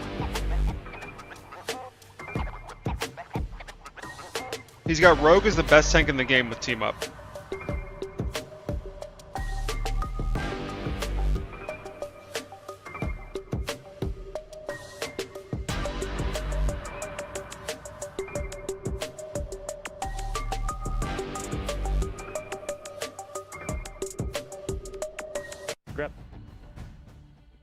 Welcome back, everyone. Of course we're going to distance. Where else will we be heading? And this, I have to put that into perspective. I'm gonna age myself. I have been doing this job for 18 years now, across the globe, across every AAA title. And this is the first time in my life that I am partaking in this many series that go the distance. This is insane. And how fitting for the sun to set in Krakoa here, because yeah, Shiv, we were just saying in the green room, we've all been stretched to the max. I mean, I've had game 5 on day 1, 2 game 5s yesterday, taking me into today till 2 a.m. Now we're here at game 7, Shiv, and it all comes down to Krakoa. Dude, you can't make it up. It's so funny. I love it. I mean, the craziest story for this game 7 is TLC has not lost a single domination. If Swamp were to reverse, turn this around these last 3 maps, not only would they be the first domination, but they would take home the preseason. It's just it's so cinematic, dude. It's so Marvel. I love it so much. This has been insane. It really has been. And those teams just keep on showing us that they have more and more layers to them, right? Just in that last map, we're seeing the Strange Protect coming out from Swamp Gaming, a first Ultron Protect coming out from LC. They keep on like flipping pages in their playbooks to try and come out. Yo, let's get to the next draft, guys. Come on. I cannot wait to see what they have in store for us for our last and final map here in the grand final. Oh my, Kevin Feige could have scripted better himself. I know Doomsday's around the corner, but come on, if you're here watching the next big esport develop. Game 7, the Swamp has dragged this series deep. Can they finish it in the mud, or will the Fortress Citadel stand strong, Shib? Krakoa, Liquid Citadel, perfection on domination. All right, now finish perfect. They're going to ban Daredevil here. Oh, and then Prot Elsa, right? Huh? I mean, this is Battle World right now. Or it's going to be Loki. It's Daredevil, okay. To the very Prot Elsa. Here. The removal. This is going to be the same ban phase. And from TLC time. will ban. There's going to be a change much here from the side of Swamp. I actually don't know. Like Loki and then something else in the middle. Goodbye to the DD, lock into the maybe Elsa, Ultron. and match it up once more. Or Daredevil. All right, folks. Now, as the next ban commences from Swamp, it looks like they're going to get rid of Speedery and that Devil once again. Of course, now you'll never see the Elsa. Now Ultron. Not locked on both sides. Like, both buddy, teams ban Ultron. With the talent of Melophobia and Energy on they banned side, like, yeah. I mean, they banned, yeah, that makes sense. Scatter's just doing everything. Doctor Strange, goodbye before you can even Cap. save it. That's a really good draft from them. I think they should ban Tankful here. Times. Cap saved in the biggest moment, Shib, the first Avenger, Venom, ready to pick up the shield. Yeah, that's going to be right for Pauly, as Pauly gets so much value there, but they do have the option also for Sparktooth to run that. Oh, I like this, actually. On the table for them, the lock in a Mantis now, the bottom side of Swamp Gaming. They should force the Ultron ban from Swamp. Again, or folks, from Liquid. Everything on the line for this preseason. Bragging rights, seating looks good, the bread, everything is available to them. Just learn the bunny hop. Nobody wants to lose it like this. It's even more painful when you push it to the final game, but it's been a pleasure and Loki, to watch. Okay. To avoid Loki Mantis. It's been an honor to cast this whole thing through, because next Swamp is just on triple. Yeah, they're on triple Elsa. Going into this season, this year, me and you would talk all the time on the phone. Like, what's going to happen? It's so crazy that Scatter is doing so much on Strange, they're banning it over Tankful. The esports packages, the partner teams have led to the playoffs here at the big stage. Also, why is Spark not on fucking... Why is Pauly not on cap, bro? Now, Shiv. Here we go. All right, folks, as we can see the idea of comps being run, you're going to see Nero on that Fox, Energy, Elsa, Cooper showing the Luna, Pauly, Vanpool, and Spark Chief on the cap. So there's that switch, Speedery on the Psylocke. And then over at Swamp, thinking about having Val on that Mantis, Kraz on the cap, who's look great on the cap as well. Melophobia on that Elsa. Forky showing Rocket, but it could just be for Pax. Daze on the Ultron. Scatter on the Vanpool. So those are the ideas of comps for the moment. It is going to be a heater. Some very strong compositions for domination. And I tell you what, with Venom Ban, right, that forces Spark on Captain America. Last year on the stage in tears to this moment, used as highlight marketing reels for the Liquid Citadel in their announcement. Well, the biggest stage is here and ready, but Swamp Gaming has been the team rising up from the depths that they've become. Here we go. We've got Valentina, Forky Dog, Daze, Triple Strat, Locked and Loaded, Scatter, and a Menace on the Merc of the Mouth, throwing LFGs as the point opens up in 14. All right, and now I think we're going to see a little bit of patience and just nerves coming into play here as the setup actually. Spark Chief looks clean. It's matched right back by Kraz on the backside left. I'm not sure they can actually see that as Fox pulls out Portal early on from the side of Nero. That's a good cooldown to burn. Cooper streaming with his comms? No, I want to watch like the full overhead. Both teams getting a feel for how this will look as Pauly's just trying to get that experience. Peeling backline, trying to look for the cap. Will get one, but it's matched on both sides as Pauly falls. So will Kraz from Speedery. Now it's all about this next pick. Oh, point almost being owned here by Swamp as Melophobia gets a pick on a Nero. And that is going to be a startup here. Point likely for the side of Swamp. Yes, Spark need to stay on there early and get a fall right away. Now Liquid Citadel have not lost the point first often, as we've seen in these dominations. Again, pure I think they'll 2-2-2 or match Mantis later. I have no idea. I think look behind the scenes. I don't know. Find that pick once again. Open up the pathway. I think you do have Cap Psy, and you can Snowflake your Psylocke. So like you can beat triple here. It's definitely playable. Back and forth. Why is everyone calling the opposite opinion of yours on Black Cat? I personally feel like she's a coin flip character. Has great high but a horrible low. I don't know. Maybe I just need more time in her, but I just think she's when bad. They are building that charge on point, folks, you do want to try to get that back, especially before it gets to that 70. Oh my goodness, Speedery, that was dirty. As one goes down, goodbye, Kraz. Putting pressure onto the front line once more. Off point, getting some of that charge back on point, trying to take control as out goes the Ultron's Rage. Melophobia looking for an ultimate opportunity here, but no, doesn't even need it. That is a huge delete through the dance floor, folks. Speedery going to start I have no idea, Pedro. Cutterfly, that's a two-piece, but gets Glartrox off map in that moment. And that's a good answer as Melophobia and Scatter get two. And that's going to be another pick on a Speedery. Wait, Melo is just the GOAT. By Swamp as they clean up, and 70% is on the domination point right now, which gives them a heavy percentage chance of taking home this first map. Are you joking, Melophobia? You watch two teammates get sliced down Tanner, how are you, bro? Psylocke and throw the monster out to answer the call instantly. Just like that, Valentina, man. This is, okay, watch Energy here and the way he chooses to get this off angle. Gonna go ahead and look on the right side. It's gonna go ahead and beat the cap. Spark Chief trying to get that pressure there for the rotate. Here comes Energy, looking for his moment to send out the beast. The undefeatable comes out, Soul Surges. He finds three. Everybody's gonna fall up to the wall, hits, and unable to finish is gonna be the Glartrox now together. Jumping in, Nero, Kumaho ready. Shiv, overtime tip. Yeah, I mean, at this point, folks, Swamp her up. Invisible Boundaries committed. Spark Chief with the freedom charge, but Melophobia onto Energy once more. Melophobia locking in as Daze takes out Cooper. That is two there for Daze. Melophobia once more, making a two-piece. Overtime ticks down. Not sure the portal can be committed, folks. That is going to be map one, Swamp Gaming. The first zone taken in domination from them, I believe, as well. Carousel could decide the fate of the crown of the championship just like that. It came down to 5, Shib, in the BO5 yesterday between these two greats. To the last second, to the last moments. Who was on top? The Swamp. Dragged him in the mud. Will Citadel stand strong once again, facing the last zone? I cannot believe how perfect Swamp play and Melophobia. And their speed is on Mantis.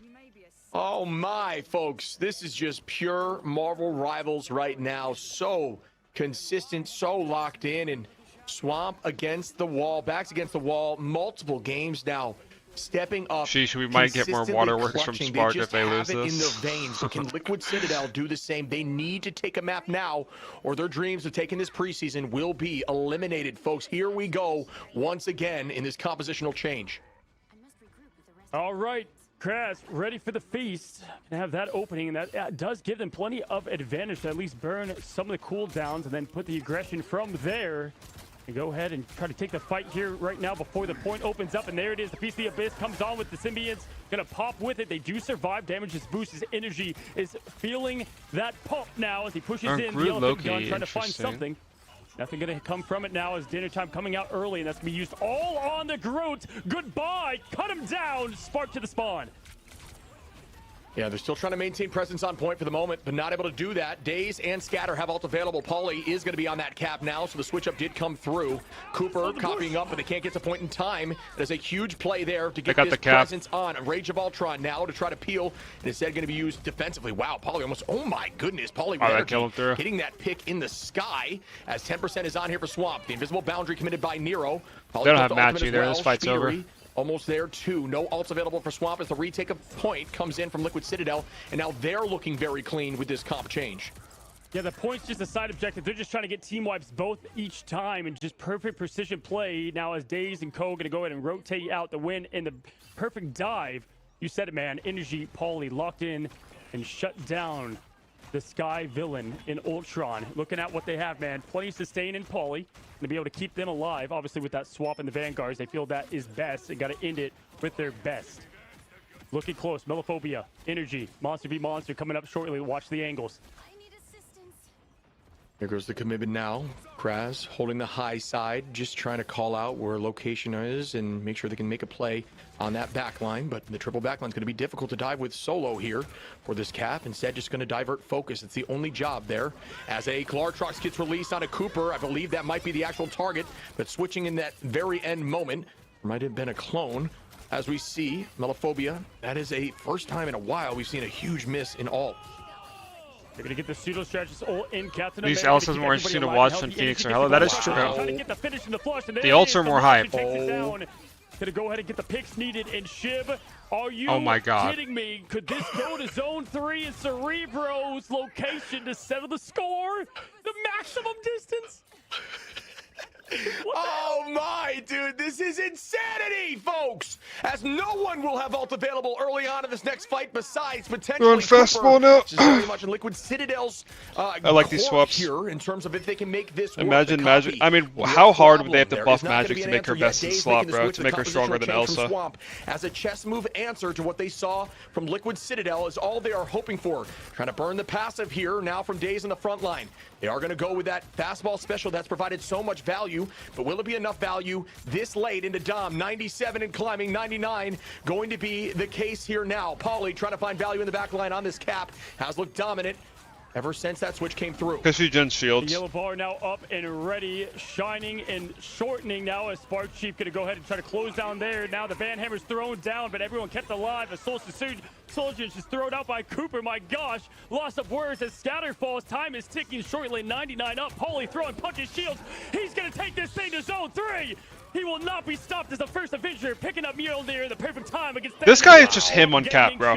This guy is just him on cap. Like, I don't know, bro. Oh my goodness! I mean, Steve Rogers back on cap, coming in looking clean. The answer comes in from Swamp, maybe a little bit too late, but now, again, folks, since they've made that switch, if they believe it's the ideal comp for the comp they're going against, now they won't be down ult advantage. That was the problem. Once you make the switch, you don't have the ults to answer, so you can't necessarily judge your comp based on what you've seen. Daisy's a Berserker Rage. Yeah, we'll see. Was out there, and you didn't have anything to stop it, but now you are going to have Daze. Yeah, we just need this game to be 99-99 now. And Nero, soon to be Pauly and Spark Chief. I mean, this is going to be a heater, folks. Strap in. It's anyone's game here. This is Marvel Rivals, man. I can't remember a tighter, even match at the stakes high. Sure, preseason. Mag off Tank Pool. So I think that's good. I think that's good. He needs to be able to live the walls for longer. If they're tracking in the chaos, in the mud of the swamp, they've got the advantage here pretty good with Nero. And they have so much damage with the Mantis now. Everybody fueled up. Valentina, and go ahead and get the jetpacks out and the healthy armor. The Fox is coming out. Did not see her play that last time with that matchup, but here we are, Shib. Cerebro is for the taking alongside the crown. 16 seconds. Folks, this could not be any closer. I myself have nerves, and I don't even care who wins it. I'm just excited to be here. Fastball special available. It's been very dominant. Got to see a little bit of it. There's that damage reduction, trying to get onto the backline, not able to make that work. Good movement, but not a big play there yet. But the final... Oh, Danny dies. You see that? Out goes Glartrox, coming right back, trying to keep them healthy, but I do believe... Oh my goodness, Daze using... Oh, he trolled his ult. That's why he was upset. He trolled his ult. Spark Chief able to take out Daze. That's big value for Liquid Citadel, who turned that around. Cap starting up heavy with Pauly. Nero now going to be on that boundary, and we see Pauly and Spark Chief have ult available. Speedery as well. Forky brings out the boundary. It's gone. No ults available. Okay, we Groot ulted nothing, but it's fine. We have Mantis ult. Gets deleted by Energy. Make it a two-piece Energy, and Pauly finds the third. Holy God, I mean, there's 15 things to shout out there, buddy, and which one do you want to pick? Because high energy, it's like, dude, Daze trying to do his best Phoenix impression, going to the White Room in the ult, but cannot find the Solace, and then Mellow finds them all, but cannot finish as Cooper throwing down the lanterns. My God, the perfect cooldowns coming off the heat, folks. 14 seconds, or 14% now, climbing up. Pauly has yet another ult to keep this thing theirs. I mean, such a big defensive comp if the point is capped early. It comes down to the I swear Wolf is horrible. You should just go Mantis, bro. I swear, like, we just have to play Mantis triple mirror. That Groot wall to farm ult fast too, and that's the idea there. Especially when they're on Sue in this open map. Daze and Scatter, they need to find something, and they need to do it soon. 35%. Looking here towards the side of Pauly, who's going to launch that ult. Scatter's dead. While Pauly was doing everything in the backline. Pauly is just 1v11, bro. This is going to be a forced retake. They're going to have to drop back here just from the pressure. Yeah, I think TLC is going to win. That is value. Valentina, though, launches with the ult and is going to be able to find a two-piece. But no, it's matched right back once again. Excuse me, it was a one-piece match back again. TLC assemble now as Energy. Yeah, now there's this is a TLC win, 100%. It is absolutely Marvel madness here. Looking like the Avengers has won 65%. They've been perfect on domination, Shib, and they are 23%. I wish I could count 30% to the finish. Oh, if they take TP, they're all wiped. Folks. What can happen? But it is a must-win fight for Swamp Gaming, who do not have Portal back. Oh, dude. Liquid Citadel locking in here. Cooper and Energy. Ults available. Spark Chief with the Strangling Prison and soon to be Nero. So many Qs to be pressed in this fight. Swamp Gaming cannot overcommit, but they need to win this, as it will be final fight territory for the side of Liquid Citadel. The commitment comes in. The Glartrox goes out. It looks for two, and it does not. Wow, that ult from Forky. Oh my God. Forky's able to place that ahead, and the game sense is unmatched. Kraz got Cooper, though. And they got Spark. Okay, they win this fight. Would you expect anything less for them to then get this point back? Charging up that rage, ready to go is the Wolverine himself. Slices, dices the animal. Instincts come in as he's... Oh, he doesn't die.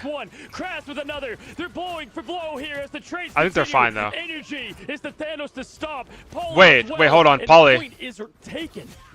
Okay, never mind. Daze got the grab off. Chip, what the hell? I love it as we see the re-engage. Dude, Pauly is the GOAT! Look at him, he's not dead still! Trying to find backline pressure early, and that is a pick, but it's oh my God. And he kills Daze. And Spark fucks his ult again. Spark Chief getting no value, blocked by the shield. This is crazy, bro. Portal commitment immediately, trying to get point pressure as we see Energy able to find no, Pauly, bro. And he's so, dude, Pauly, oh my God. Why is this guy not on cap every game? And it's overtime ticking down. Port priority up here for Liquid Citadel. Can they keep this moving? Just like that, the portal not available with Strange gone and more. Pauly said he will not lose again on Twitter and finds himself throwing the shield of justice one by one, slamming them down. Melophobia can't do enough. It's Citadel standing strong and finding revenge. They've officially paved the swamp. Yeah, I mean, like Cooper, like all of them did well, bro. That is TLC. Well, not all of them, but W for Team Liquid Citadel on an amazing retake. Wow, what a series! Unbroken, man, unmatched, undenied. Domination is theirs for the taking. The distance. All right. Air highs, Liquid Citadel.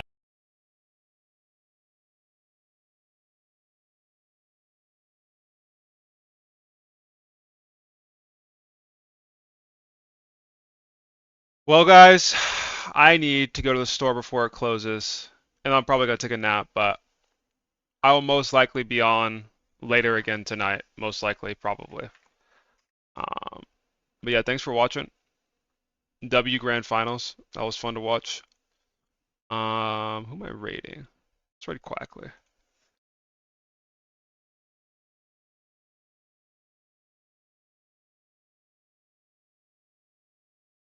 Thanks for watching, boys.